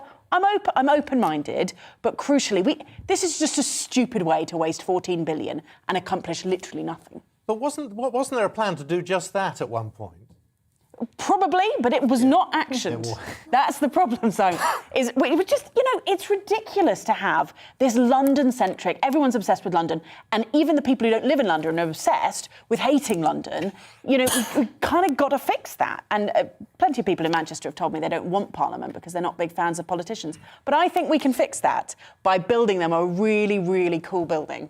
Polly, I agree with you and I disagree with you as well at the same time. So I agree with you that we need to level up, and I think we have been too London-centric for far too long. You're absolutely right. And you compare us to countries like Germany, we've got a lot more dispersal of economic wealth and also politics, etc., around the country. So I do agree with you there. However, I disagree. I do think that Parliament needs to remain in the capital city. I do think it's important symbolically. It is the mother of all parliaments. That building has gone through a very, very interesting history itself, bombed several times during the Blitz. But you're absolutely right about the cost of it. I mean, if you look at the way the government procurement projects are handled, look at Crossrail. $4 billion over budget, 3 years late. Look at the costs on HS2. They've had to cancel the eastern leg of HS2 recently because, again, spiralling costs there. So, so they're saying 14 billion in 20 years. It could be even more than that. It was meant to be 6 billion a couple of years ago. You could wallpaper Downing Street for that. Well, yeah, absolutely. But part of the problem is the Pugin wallpaper, this kind of weird, really ugly flocked paper. Like, the whole place is so it's so pompous, and the kind of the neo-Gothic architecture and the ridiculous. They have different coloured carpets in different parts of the building to tell you where you are and aren't allowed to go. And these tiny chambers. You know, that one of the ridiculous things about our Prime Minister's questions is seeing 650 MPs trying to get into a room that's built for 200. We need a Parliament which literally has a chair for everybody. I don't think that's too much for us. You know, you look at the Scottish Assembly. It looks so dull, and the Welsh Assembly. I know that it's a confrontational and they're packed in like sardines there, but that is part of the theatre of Parliament. And it's really, really working, isn't it? Really highly functioning politics as a result. There's a lot of asbestos in the building as well. It does need to be functional. Also, it needs to be made accessible to disabled people as well. It's very difficult to get around, but there is something lovely about walking into Central Lobby. We could let the Queen move in. Well, it was a palace for many years. Yeah, exactly. So she could return to her historic home. Generations of royal families could live there. Well, reduce their security bills. They're going to have to decamp for a while somewhere else in Whitehall for a period of time anyway. But exactly. If it's going to be 20 years, that's basically a generation. For 20 years at least. Why not just move them to Manchester? For 20 years. Well, they try that in Belgium every so often. They just don't have a government for years on end. Yeah, they do surprisingly well, but that's because they've got strong regional government and local government, which we don't really have because London-centric, you see. It all comes back to you have to break that link that the capital has on the entirety of our economy and our politics. And you only do that by moving it. But I think, to your point about decentralisation and devolution, one of the things of levelling up is devolution. You look at the way that Andy Street, the mayor of Birmingham, you look at Andy Burnham in Manchester, so-called King of the North, some of his Labour compatriots would call him. He should wear more fur, don't you think? They've all been championing their causes pretty vociferously. Even Dan Jarvis in Sheffield been doing the same. So I think one of the things I've seen over the last couple of years since we've been living with this nightmare of COVID is that there has been, to your point, Polly, more regional leaders speaking up for their areas and actually pushing the government for more funding, particularly in the light of extra restrictions that they wanted to bring in. So that's something positive, I think, coming out of this. Yes, and of course in London, Polly, we've got Sajid Javid, haven't we? Yes, but they've moved to some. Sorry, I didn't mean Sajid Javid. No, Sadiq Khan. I make that mistake myself. There are people in London who are thinking we need to hear less of certain mayors of London. Well, yeah, I mean, it's tricky, but I think one of the challenges for being the Mayor of London is you've got the Westminster politicians right on top of you. And so it becomes a kind of complicated pawn in the national political saga. Yeah. And actually, fine, maybe we just don't have a parliament, but I'll make it the federal parliament, have an English parliament. Open that in York, would you go for that? An English parliament, I think the argument around an English parliament, look, I think we've got constitutional anomalies in this country. I think the English have always had a pretty bad deal. It's got a Scottish Parliament, got a Welsh Assembly. I think the English, this idea of people, MPs in Parliament representing Scotland, where they've already got their own assembly, voting on English laws, is an issue that has never really been resolved. But just coming back to the London mayoral point, one Tory backbencher, and a lot of the papers are talking about the PM's travails and the fact that the Tories are not doing very well. One Tory backbencher said that the best job that Boris Johnson was most suited to was Mayor of London because he was a glorified transport commissioner with very little political power. But he did do one thing well, which is he had a big megaphone for London, and he was very good at that. He's a showman. Sadiq Khan's not so good at that part of it. I think he tries to do what he can. He seems to be quite diligent and earnest, but he doesn't seem to be that big mouthpiece for London. But you're right, there is always a tension between the London mayor and the Westminster politicians on their head. You've got the viewers going. That building is part of our history, says Susan. Leave it be. And this one, it's a message to you, Polly. Do you want to be Prime Minister because you're talking sense? I don't think the voters would have me, but of course, I mean, it is part of our history. I'm not suggesting we burn it down. In fact, this is a way to stop it from burning down. There's all sorts of different uses you could put it to. The question is it the right place for a modern democracy in a country that is more economically, politically and socially balanced? I don't think it is, but I totally agree. It's part of our history. You know, there's been buildings on that site for basically 1,000 years, some of it still standing. It has survived bombing. It's precious and important. It's just not a very good place to actually run the government from. Well, do get in touch. GBViews at gbnews.uk. It's on the screens for you now. We'll read out some of those responses. Like Simon says, it's got a lot of you riled up there. That's Ali Miraj, columnist at The Article, and Polly Mackenzie, Chief Executive of the think tank Demos. Yeah, Polly, you've got some fans coming through here. OK, you're watching the Great British Breakfast from GB News. Now, the spread of the Omicron variant appears to be slowing in some areas, and hospitalisations haven't risen as fast as they have during previous waves. So does that mean the Prime Minister was right then to hold off on bringing in new rules? Or was he reckless, given the speed of the spread? There are reports that Omicron is a more mild variant. Well, joining us now is Professor Hugh Pennington. He's a Professor of Bacteriology at the University of Aberdeen. Good morning to you, Professor. Thank you so much for joining us. So, new restrictions come into force in Wales and Scotland today. Nothing yet in England. We may hear that later, though. Do you think the leaders there moved too fast? Well, they're taking a slightly more precautionary approach, which is what they've been doing right throughout the whole pandemic. So, no surprise there. And of course, Omicron is a new challenge. It's getting around much more easily than Delta, which was getting around much more easily than the previous variants. So they took that precautionary approach. Basically, what they're trying to do is not stop the spread of Omicron, but reduce the number of cases by reducing the number of super spreader events. Where people gather together inside. Heavy breathing, all that kind of thing. And clearly, the Prime Minister has a problem because anything he does, he's going to be challenged by his backbenchers. But never mind. I think the crucial facts that will determine whether he feels obliged to go further and copy what's happening in Wales and Scotland, for example, will be the number of hospital admissions and the number of people putting pressure on the intensive care units.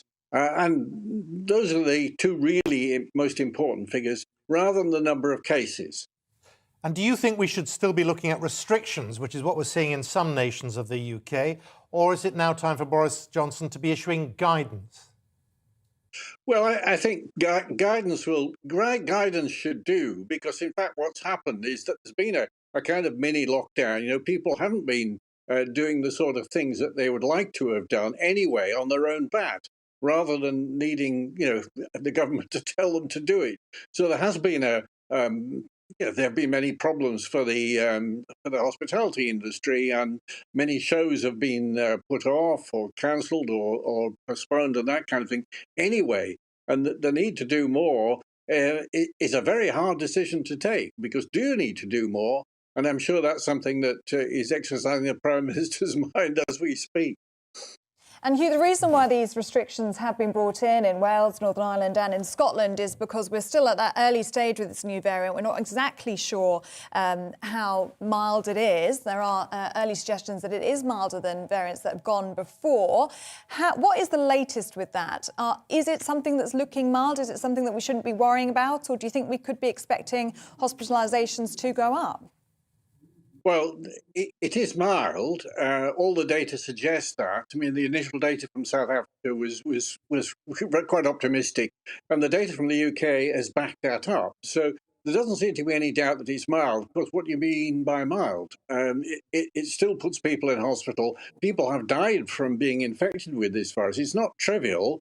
Whether it's worse than a bad flu is hard to say, but it's in the same order. Now, what we have to remember, and what the Prime Minister will have to have in his kind of thinking, will be we're better at treating it when people do get into hospital. We've got some new drugs coming along which look very promising, and of course we've got the booster program, which is protecting the most vulnerable, and the most vulnerable essentially are elderly people, because that's been the characteristic of this virus. It hasn't gone for children.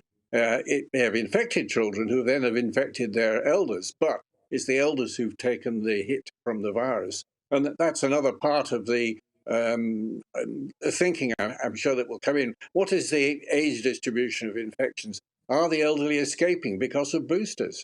And that's something, again, that the Prime Minister will have to put into his deliberations and decide, yes, the boosters are working. Are they giving 70% plus protection from hospitalisation and so on? And all that, it's a really very complicated mixture of things that he'll have to decide, he'll have to use to decide, whether he should do any more. And of course, he's also got to consider whether doing anything more is going to make a lot of difference. Because what we do know about Omicron is that it's come in at a fantastic speed and it's everywhere. It's everywhere. I mean, it's even for example, it's even in the north of Scotland, not causing a lot of cases, but it's got itself seeded everywhere. And that means that it's really going to be quite difficult to stop it by the sort of measures that we're talking about. What those measures will do will reduce the number of cases. And whether we have to reduce the number of cases as much as we can by putting pressure on other parts of the economy will essentially be determined by its health impact on the vulnerable, as measured by hospital admissions and the number of people in intensive care. Professor Hugh Pennington, really good to talk to you again. Thank you very much for your time. Coming up, will we see a belated white Christmas? We'll speak to meteorologist John Hammond to find out. But first, a detailed look at today's weather. It's time to remind ourselves there's always another winter. Canary Islands sponsors the weather. Looking ahead to today's weather, and the UK is looking cloudy in the south with rain moving east, but drier and brighter in the north. Let's take a look at the details for you. After early rain, the southwest will turn drier, although it will remain mostly cloudy with some hill fog. The odd shower also remains possible, and there will be a westerly brisk breeze. The southeast will be wet with persistent, at times heavy rain. The odd dry spell is possible for a time, and it will be mild. South Wales will be cloudy with outbreaks of rain. These will also turn heavy at times. It'll be breezy here, but will also feel mild. Winds will be lighter across the Midlands, but it will also be cloudy with some hill fog. There will also be increasing outbreaks of rain with the odd heavier burst possible at times. North East England will be drier, although still rather cloudy. Some bright or sunny spells are possible towards the north through the afternoon, with some outbreaks of rain possible in the south later. It will be a chillier feel for those of us in southern Scotland. It will also be a rather cloudy day, but the odd bright or sunny spell remains possible. Northern Ireland will also feel milder, but also rather cloudy. The odd shower is also possible, along with a few brighter spells in the east. It will be rather breezy too, remaining dry and clear in the north. The rain edging east with showers following in on the west. And that is how the weather is shaping up for the rest of the day. Canary Islands sponsors the weather.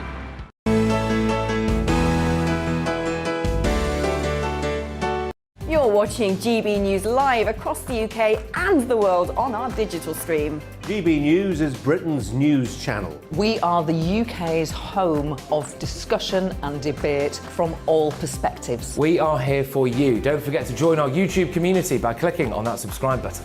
And if you want the GB News app, you can click and catch up on programmes anytime. We love to hear from you, so email us. gbviews@gbnews.uk. Thanks for being part of the GB News family. My name is Andrew Doyle. Join me every Sunday evening at 7 p.m. for Free Speech Nation.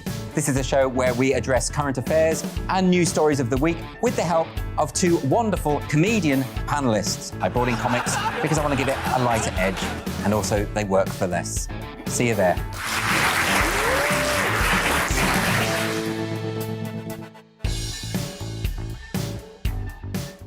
Join my show Farage, 7 p.m. till 8 p.m. Monday through Thursday. And there you will get opinion, analysis, debate, and I'll cover stories that nobody else dares to touch. And then for the last 15 minutes, talking pints. We're over a drink. We have a civilised conversation with someone. We very often disagree, but we do it in a grown-up way. Come and join me on Farage.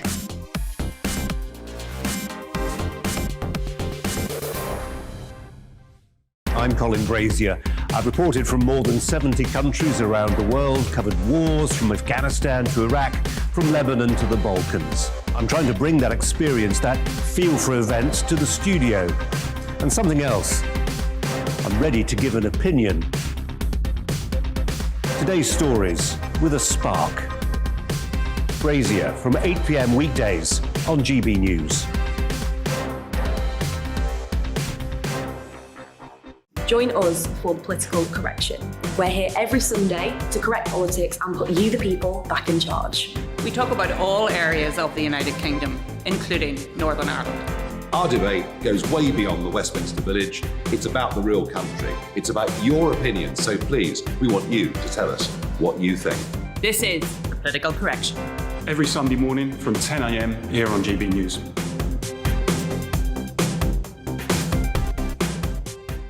You're watching GB News live across the UK, the world, and our digital stream. GB News is Britain's news channel. We are the UK's home of discussion and debate from all perspectives. We're here for you. Don't forget to join our community by hitting the subscribe button. And download the GB News app so you can click and catch up on programmes anytime. We love to hear from you. Email us at gbviews@gbnews.uk.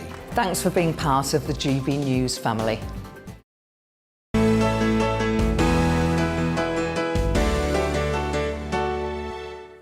23 minutes past 8, you're watching the Great British Breakfast with Ellie and Simon. Good morning to you. COVID restrictions, which came into force last week in Scotland, have already hampered some people's plans over the festive period. Pubs, clubs and other businesses have already had what would be a very busy period hampered by the rules introduced to limit the rapid surge in Omicron cases. Let's speak to our Scotland reporter, Davy Donaldson. With those restrictions today, Davy, just how difficult has it been for those in the hospitality sector? Yeah, I think it's going to be sort of back as you were, really, because a lot of businesses, or some businesses, have never removed table service, so they won't obviously be affected as much. But certainly most, for the most part, will actually be affected because these rules come back into force now. So you've got 1 metre social distancing, table service comes back in. So that's going to be difficult for some businesses, especially smaller ones, you'd have to say, as well. Smaller pubs and restaurants where social distancing is very difficult. They're going to have to limit numbers. Obviously, for bigger premises, it's a little bit easier, but no standing at the bar anymore. It's back to your seats, and in households, 3 households at each table. So yeah, it's going to have a huge effect. We're going to see throughout today how that's going to impact on businesses, but certainly it's going to have a huge effect for some, maybe not so much as I say for perhaps the larger premises. Nightclubs closed for 3 weeks as of today, so that's certainly a big blow to the nightclub industry in Scotland, who were just starting to recover and thinking things were maybe going back to normal. That's a huge blow for them because obviously they're going to have to shut for 3 weeks. That's going to be reviewed on the 11th of January. Yeah, looking south of the border, of course, England awaiting some sort of decision from the Prime Minister in England. But is there a sense in Scotland that maybe the Scottish Government has jumped the gun here? Yeah, I think a lot of people think that maybe they are jumping the gun. Nicola Sturgeon said it last week. She said about, not waiting around for the data. Rather than doing that, she's decided to preempt what's going to happen and take the action that she has. And I think that's maybe a good move, some might say, and I think maybe time will tell whether it's a good move or not, but she's decided to take that action to sort of preempt what's going to happen with cases rising. 15% the cases have risen in Scotland, so she's had to take something, she's had to do something, and this is what she's decided to do. At least people have been able to enjoy their Christmas. Yesterday we had football stadiums, 500 fans allowed in the ground only, so again reducing numbers there, and that's going to go right through, as I say, to 11th of January. The new measures coming into place, it's 100 people standing, 200 people seated indoors, and then outdoors 500 people maximum. So she's had to take this action. Lots of things have been cancelled. Obviously we've got the Hogmanay party in Edinburgh, that's been cancelled. Hogmanay festivals, the larger ones across Scotland, cancelled as well. So pretty drastic action she's taken. Will that help? Well, as I say, that remains to be seen. Yeah, drastic action indeed. I mean, as Simon put it earlier, the owners of these restaurants and these pubs need this like a hole in the head. This is a really bad time at their busiest time of year. How is it going down with those hospitality bosses and those owners, and what support is the Scottish Government offering them? Well, you can imagine how it's gone down, really. It's gone down very, very badly because the hospitality industry, like the rest of the UK, is on its knees. So they need support, they need money, they needed to be open at the busiest time of the year. Let's not forget, this is a time where they make a lot of money. January, it'll be quiet. Nobody goes out the first 2 weeks in January, so it's been a real blow to them. Certainly nightclub owners furious with what's happened. But the Scottish Government, they've got £375 million. Lion's share of that will go to the hospitality industry, so they will get some money back. Whether it's enough to compensate them for the losses remains to be seen. Interesting hearing earlier from someone in Dumfries and Galloway making the point that if England doesn't bring in restrictions, they only have to hop over the border to have a really good hogmanay in England. Stop giving people ideas. It's certainly, yeah, that's obviously if you live in the borders, if you live down the borders, you live down Dumfries and Galloway, obviously you have that option just to nip across the border and be able to enjoy yourself. I'm sure that Nicola Sturgeon would be furious and warning people against doing that. But yeah, I mean, obviously that's something that is certainly going to happen. There's no doubt about that. People in Scotland love hogmanay and they want to celebrate it regardless whether it's in their own country or not. Well, indeed, and I'm sure that's not in Boris Johnson's thinking, wanting to upset Nicola Sturgeon. Davey, always good to talk to you. Thank you very much, David Donaldson there. Now, it's been a wet and fairly mild Christmas period thus far, despite the Met Office issuing 3 yellow warnings and predictions of an Arctic freeze. Following Storm Arwen and Storm Barra battering the north of England, Scotland and parts of Northern Ireland, the rest of the UK is yet to see any significant snowfall. Right, well, let's have a look ahead at what's coming up. The meteorologist, John Hammond, friend of the programme, friend of mine, until probably about now, joins us now. John, we've been here before. We're going through this incredibly mild week, much of the country at the moment, and yet there are these predictions of a freeze on the way. Right, well, happy Christmas, both of you.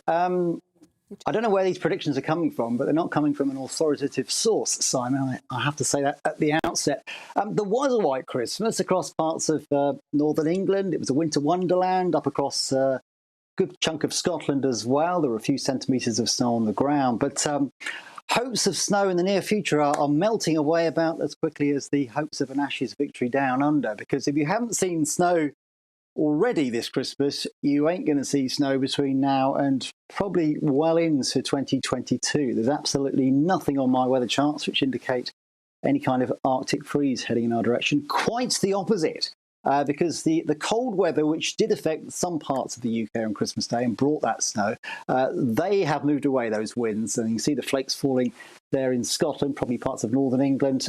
Those winds have gone. It was a near miss, mind you, because just the other side of the North Sea, it was bitterly cold on Christmas Day with temperatures as low as -10. But that air only just fringed into the more northern and eastern parts of the UK. Those were the areas which saw the snow, but that's gone now. And now we're looking to the southwest, and actually some remarkably mild air is coming in our direction through the next few days, subtropical air. And temperatures are going to be peaking in the mid-teens. And you know what? I wouldn't be at all surprised if some of us, come the middle of the week, are up into the high teens, which could well be a record breaker. The highest December temperature we've ever seen in this UK. In fact, the highest recorded temperature in December was 18.7 degrees. I think it's going to be pretty close come the mid to latter part of this week. 1 or 2 spots could be close to that number. So contrary to the reports of cold and snow on the way, it's spring-like warmth on the way for a good few of us over the next few days. So it's a warm Christmas rather than a white Christmas, according to you, John, there. But there's also been yellow weather warnings about heavy rain as well, hasn't there? And actually, in the taxi yesterday on the way in, Boxing Day, Paddington flyover was completely flooded. And there were loads of cars stranded, actually, on their Boxing Day, and it looked like it would have taken hours for the emergency services to sort that out. Why is that happening, John? Why are we seeing such heavy rain? Is that usual for this time of year? Well, I mean, December can be a pretty wet month, and subtropical air, which I mentioned earlier on, is often very humid air, carrying a lot of moisture. And as that moves up towards the UK, it cools a little bit. And when you have saturated air, which then cools, all that water has to fall out of the sky, basically. So when you get warm, humid air coming across the UK at this time of year, it's invariably deposits a lot of rain, and that is of some concern because the ground is becoming saturated, as you say. There was some flooded roads through the last couple of days. I think flooding will be a concern through this week because we're going to be bombarded by fronts coming in off the Atlantic, each of those depositing another dollop of rain. So there are concerns already in the Environment Agency. There are some flood watches out, 1 or 2 flood warnings too. I think those will increase over the next few days, and I wouldn't be at all surprised if you're showing footage of some flooded roads, hopefully not flooded houses, but it's one to watch certainly as you see a lot of rain over the next week or so. In terms of the sort of weather setup, it's interesting because a lot of the factors around the world which would normally predispose us to having quite a cold winter, those factors are there. And it's odd that so far we really haven't seen any of that cold air being delivered. Yeah, a few of us have seen some snow. 1 or 2 of us had a white Christmas. But generally, we haven't seen any prolonged cold weather so far this winter, despite the fact that there are a number of factors around the globe, down in the tropics, which would predispose the atmosphere to giving us a cold winter. So it's a case of watching this space because those factors are still there, and I think it's probably only a matter of time before it delivers and we get some prolonged cold weather, but certainly not in the next week or 10 days. But John, you and I have been around enough. We've been at various places where we've had this conversation. Well, you have, Simon. Well, yeah, all right. Well, welcome to the group. And all I'm saying is we do this every year. We say, oh, it's not cold in December. And then at the end of January and February, wow, does it go cold? We've just seen a slight shift in when to expect these periods of cold, haven't we? Well, December is not the coldest month of the year. There's a lag between the shortest day, which we've already had, of course, and when the coldest weather arrives. And that's because the Earth, and particularly the oceans, and we are surrounded by ocean, after all, that takes time to cool down. It takes a month or two. So actually the lowest temperatures, the coldest months are January and February. Yeah, occasionally we get snow in December. Occasionally we get a white Christmas, but not very often. And that's quite telling. The coldest months are January and February, and actually quite often into March as well because of that lag. So if you're dreaming of snow and some of the white stuff, well, I still think that we could have some surprises up our sleeves come January and February because of those factors I mentioned, Simon. There's a lot in the atmosphere which loads the dice this winter towards some cold and snowy weather. The fact that we haven't had much of that so far is just probably down to luck. So ask me in a month's time, we might be absolutely drowning in the stuff. So watch this space. It's still early in winter. Winter lasts until early March in this part of the world. So I think we're still going to have some heavy snow. That lag. That's how you used to describe me. You old lag. Oh, I'm yes, back. I still do. I know. John, always good to see you. Happy New Year if I don't speak to you before then. Thanks for joining us. Coming up, Aidan McGee will be back to talk all about the Boxing Day footballing action. See you shortly.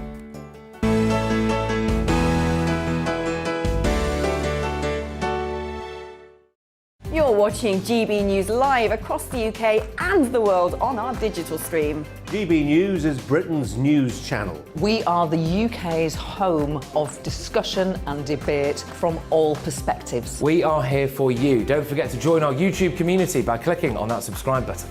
And if you want the GB News app, you can click and catch up on programmes anytime. We love to hear from you, so email us. gbviews@gbnews.uk. Thanks for being part of the GB News family.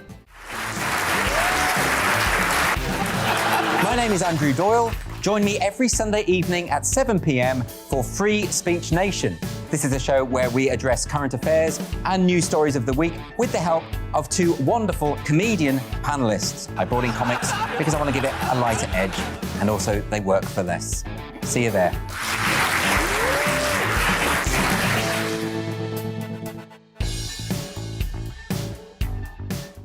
Join my show Farage, 7 p.m. till 8 p.m. Monday through Thursday. And there you will get opinion, analysis, debate, and I'll cover stories that nobody else dares to touch.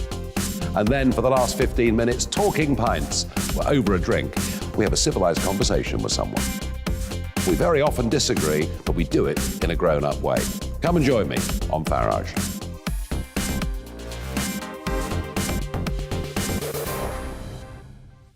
I'm Colin Brazier. I've reported from more than 70 countries around the world, covered wars from Afghanistan to Iraq, from Lebanon to the Balkans. I'm trying to bring that experience, that feel for events, to the studio. And something else, I'm ready to give an opinion. Today's stories with a spark. Brazier from 8 p.m. weekdays on GB News.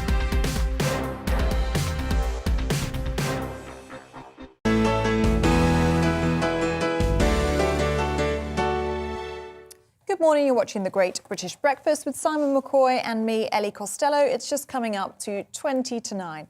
Now, with a busy Christmas period crammed with the usual exchange of gifts, many flock to shopping centres across the country to make the most of the annual Boxing Day sales. Now, one of those people was the founder of Money Magpie, Jasmine Birtles, who we spoke to yesterday, and she was en route to Zara, amongst other high street shops. How did you get along in the Boxing Day sales? How was it out there?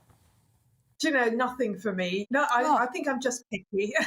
I took my own advice and I only looked for things that I knew I really wanted. And frankly, there wasn't anything. I'm going to have another look today, though. Marks and Spencer's is open. I might get some undies. Well, you're still wearing your Santa outfit, though. That's good. Yes, of course, yes. So these Boxing Day sales, I mean, it seems anecdotally as though in some parts of the country that they really did happen. In other parts of the country, less so. Are people getting wise to these sales? Yes, I think they are, and including the shops themselves, because it is noticeable that a few, like I say, Marks and Spencer's, Next, John Lewis, didn't open yesterday. So they're opening today. And fair enough. When I say, of course, they didn't open, that's physically they didn't open. Pretty much all the shops, loads and loads of retailers were open for business on Christmas Day online. So Christmas Day itself is a huge, huge day for online shopping. It's probably about the second biggest online shopping day in the year after Black Friday. So retailers, whether they have a physical presence or not, have been very, very busy for the last couple of days. Jasmine, how much is it worth people queuing? We just saw from Will Hollis, our East of Midlands reporter. He sent us some footage outside the shopping centre there. There's people queuing in the early hours. It's still dark there trying to get into, I think it was Next, wasn't it? How much is it actually worth people doing that? Or do you think you're best to stay dry, stay warm and surf the internet instead? Well, I'm personally definitely of the second. I really can't be bothered queuing up for these big sales. But if there's a specific thing that you know is going to be an amazing deal, you know, quite often, let's say a flat screen TV and it's half price, say, that's a decent saving. And if you know that that's something that you need and you would be buying it new already, well, hey, go for it. If you're happy to stand out in the rain, I'm personally not. I'm built for comfort, not speed, and certainly not for being rained on for hours. But if it is a particular thing that you want and you know you can get, go for it. Well done. Of course, for many people, particularly after the 2 years that we've had, money is tight. This isn't the moment to be thinking about sales. This is the moment where the bills start coming in if you've splurged on Christmas. Absolutely, yeah.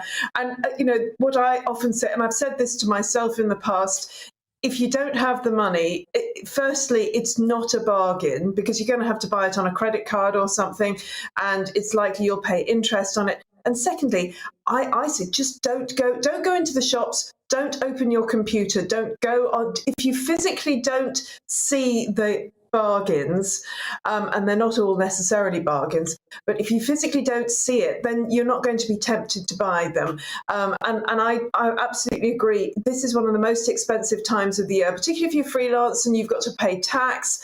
But certainly, the Christmas bills, most of us have paid more than we should have, spent more than we should have done on Christmas. It's better to just ignore them because honestly, there will be more sales. We don't have to have FOMO, fear of missing out. There will be more sales, probably this month, if not next month, certainly coming into the spring. So you're not going to miss out, really. And Jasmine, lots of people would have got presents yesterday that they don't actually like. What are their rights in terms of getting a refund? Well, if it was bought in a shop, then to be honest, you don't have the right to take it back.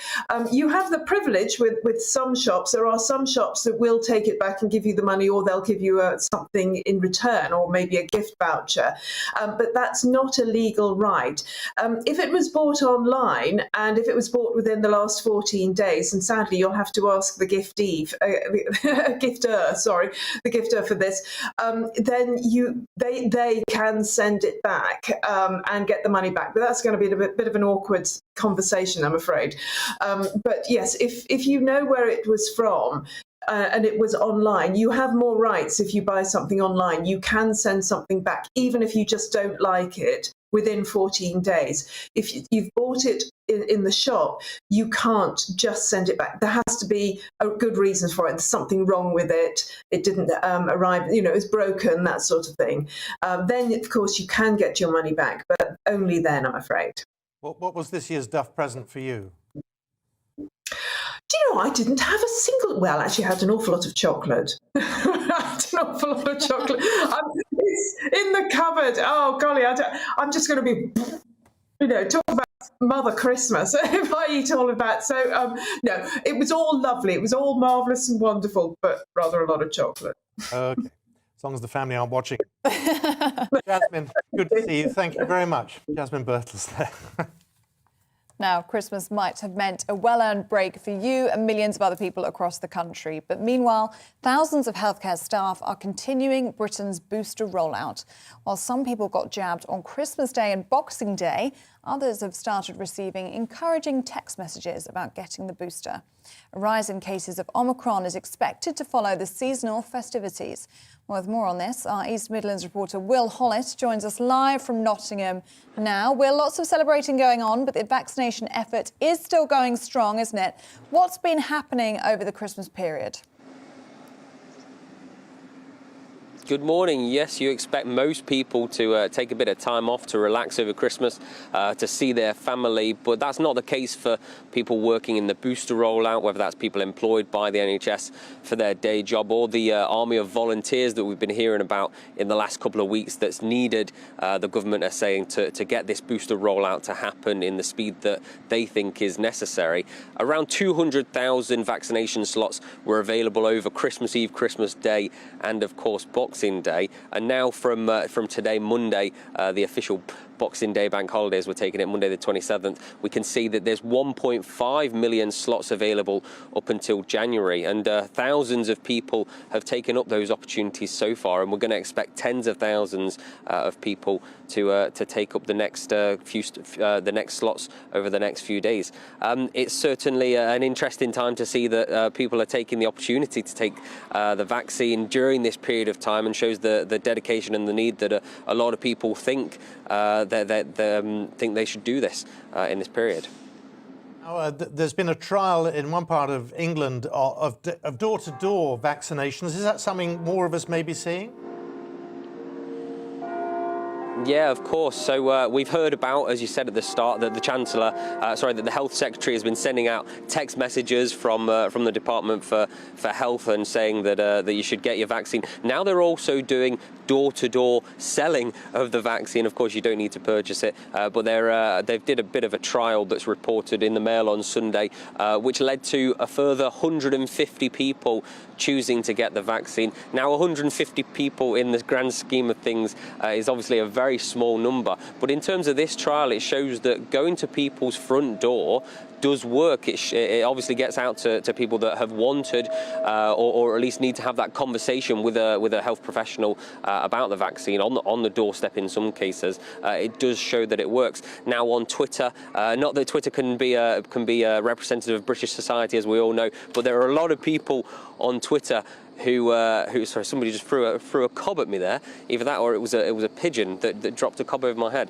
We know on Twitter that some people are significantly upset with seeing things like door-to-door selling of vaccines, but a lot of people who maybe suffer with a disability or aren't digitally inclined and don't have those connections, they haven't been able to get the vaccine. And so something like this trial, which we might see in the near future, although no guarantees, it might work for a lot of people and might get that last selection of about 5 to 10 million Brits that haven't had their first dose of a vaccine. It might get them their vaccination. Yeah, well, we're trying to work out what was happening now. I think someone was trying to feed the pigeons. They may have hit you with the bread instead. But I'm glad you're all right. Tell us about the... Yeah. You're shielding now with his phone. And you were there with the Boxing Day sales there yesterday, and there were queues where you are. Tell us a bit more about that. Yeah, of course. Here at Victoria Centre, which is about 100 metres away and is one of the biggest shopping centres in this region of the East Midlands, there was hundreds of people waiting outside Next earlier today at 5:30 in the cold and in the dark. A lot of people wearing big coats, big jumpers. A lot of people wearing masks in the queue as well, despite being outdoors. But yeah, certainly a lot of people taking the opportunity to get that sale, although there are significantly fewer people we've seen in the national media report, as well as what we've been talking about in the last conversation on the Great British Breakfast this morning, that quite a lot of people chose not to go out, whether that's because of Omicron, whether because it was a Sunday yesterday, or simply because people have cottoned on and don't think that the sales are right for them anymore. Well, we'll keep your head down, and we'll be speaking later on. Will Hollis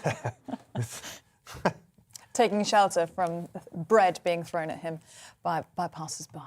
So there you go. We're going to find out what else is going on today. Weddings, births and funerals are expected to be exempt from any new coronavirus measures in England if the government decides that tougher measures are needed to tackle the Omicron strain. Ministers believe that disruption caused to significant life events during previous restrictions should be avoided, even if limits are soon imposed on the number of people who can gather indoors. Boris Johnson will receive a comprehensive data briefing today, and we should hear later if tougher restrictions will be introduced in England. Meanwhile, schools are drawing up plans to send whole-year groups home amid growing concern that Omicron will lead to staff shortages spiralling out of control next month. Head teachers have warned the Prime Minister that they may be forced to prioritise key age groups for face-to-face lessons, while others are told to learn remotely. Tributes are continuing to pour in for Archbishop Desmond Tutu, who's died in Cape Town, aged 90. The Queen has said he tirelessly championed human rights, and she remembered with fondness her meetings with him, his great warmth and humour. The Archbishop of Canterbury, Justin Welby, said he had changed the world, and Prime Minister Boris Johnson praised his leadership and humour. A man has been sanctioned under the Mental Health Act after being found in the grounds of Windsor Castle with a crossbow. The Metropolitan Police said a 19-year-old man from Southampton was arrested at about 8:30 on Christmas Day morning. It said the man was stopped within moments of entering the grounds and he did not enter any buildings. He was searched and a crossbow was found. The man is now in the care of medical professionals. Sarah Weddington, a Texas lawyer who won the landmark 1973 court case to make abortions legal across the US, has died at her home in Austin in Texas, aged 76. Susan Hayes, Weddington's former student and colleague, said she passed away on Sunday morning after a series of health issues.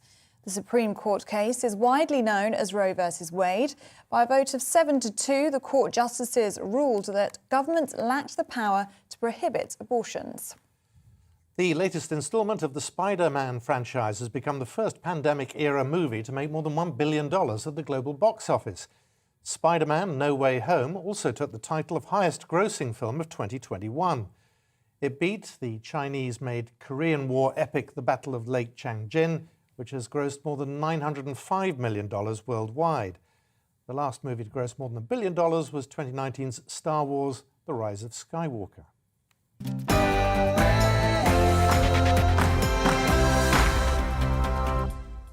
Oh, well into day 2 of the third Ashes test in Melbourne, despite a COVID outbreak in the England camp. Australia are currently on top, with the bat comfortably surpassing England's dismal score of 185 runs all out earlier this morning. Simon, you've got the latest for us.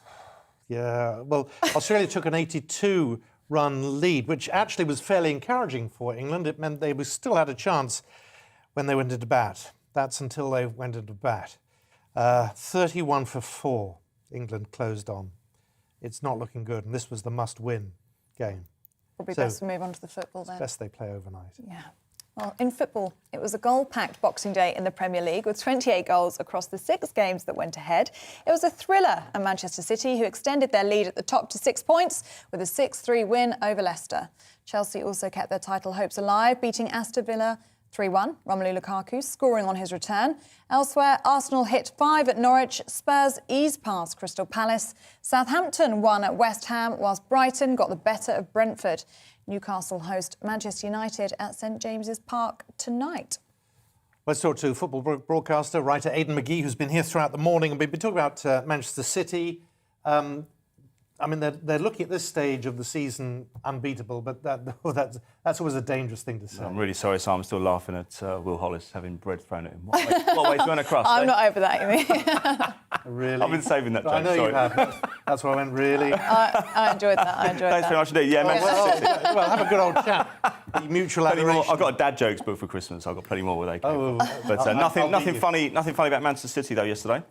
They raced into a 4-goal lead in 25 minutes against Which is Leicester. great, but then to let the opposition come back with 3 would suggest what? A little bit of complacency, possibly. Yeah, but Leicester are a team who narrowly missed out on the Champions League in the last 2 years. They've still got some players from when they won the league 5 years ago. They are certainly no mugs. They won at Manchester City 5-2 last season. So to let them back in, yes, it's a little bit complacent, but what a response. The last 20 minutes or so, they realised they were in trouble. They've got that shark swimming towards the shore, as we discussed in the last couple of hours, another nautical analogy, which I know you like. And they plundered 2 more goals to put them home and hosed. So it was a great performance by them. But as you say, Ellie, there were many other decent matches as well. I think the Premier League will feel vindicated. They fought hard against the resistance of these managers to get these games on. Arguably, they compromised, well, in the view of the club, certainly the safety of the players, but they'll feel justified in doing that. 28 goals in 6 matches yesterday. 3 bit the dust, of course, owing to COVID. We've got 1 more tonight, Manchester United against Newcastle. We look forward to that. Yeah, wins for Arsenal and Spurs as well yesterday. So how's that top of the table looking? Well, both teams are doing really well. I mean, we haven't said that much in the last 30 years, I have to say. But Arsenal winning at Norwich 5-0. The criticism of Arsenal is that they don't tend to beat the top sides. Well, they went to... You can only beat what's in front of you. They went up to East Anglia last night and won 5-0. Tottenham won against Crystal Palace by 3-0. But again, a little bit of controversy around that one. Palace were reduced to 10 men after about half an hour. Wilf Zaha acting very petulantly and getting himself sent off for 2 bookable offences. But also we have to consider the fact that Crystal Palace applied to get the game postponed quite close to kick-off. Now, we discussed in the last hour what happens when you don't really fancy playing. They probably fancied their chances as well of getting the game called off. Their manager wasn't available to direct things from the sidelines. It was no surprise that Tottenham ran home quite easily there. And it probably highlights the problem we're talking about, is that when squads are depleted, when they're affected, it affects the competition. I would have thought, given the form Crystal Palace were in yesterday, I think they'll have gone to Tottenham with high hopes prior to the last 48 hours of getting a result. Yesterday, it was just a read-through for Tottenham. Now, the Chelsea boss, Thomas Tuchel, he says it's not fair. They lost a couple of matches because of COVID.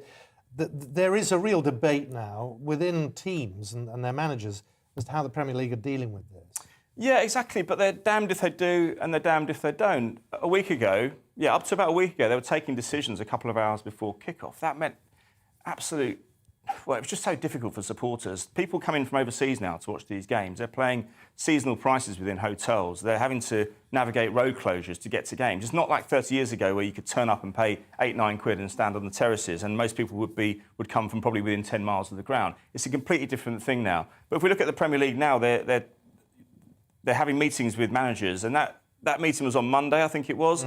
Antonio Conte said, the Tottenham manager said, it was largely a waste of time.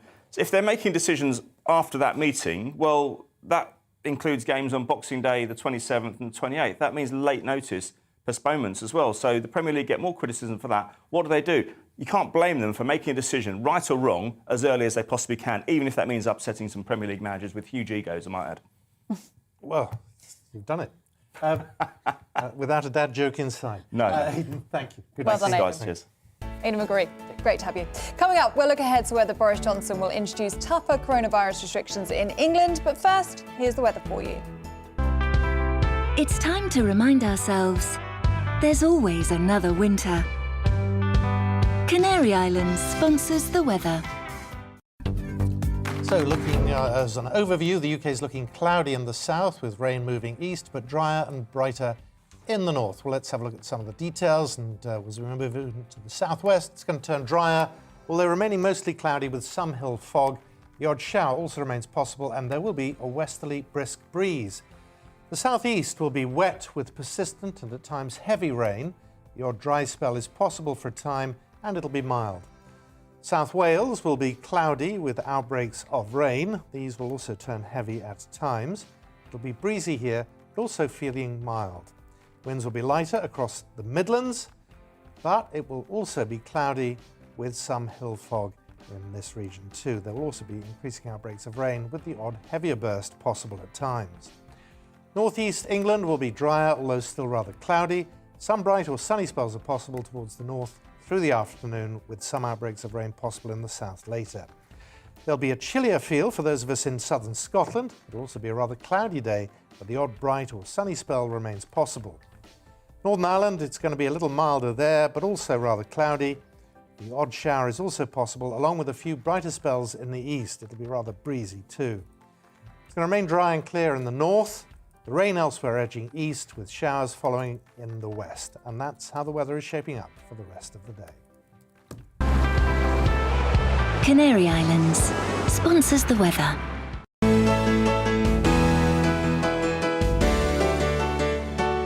You're watching GB News live across the UK and the world on our digital stream. GB News is Britain's news channel. We are the UK's home of discussion and debate from all perspectives. We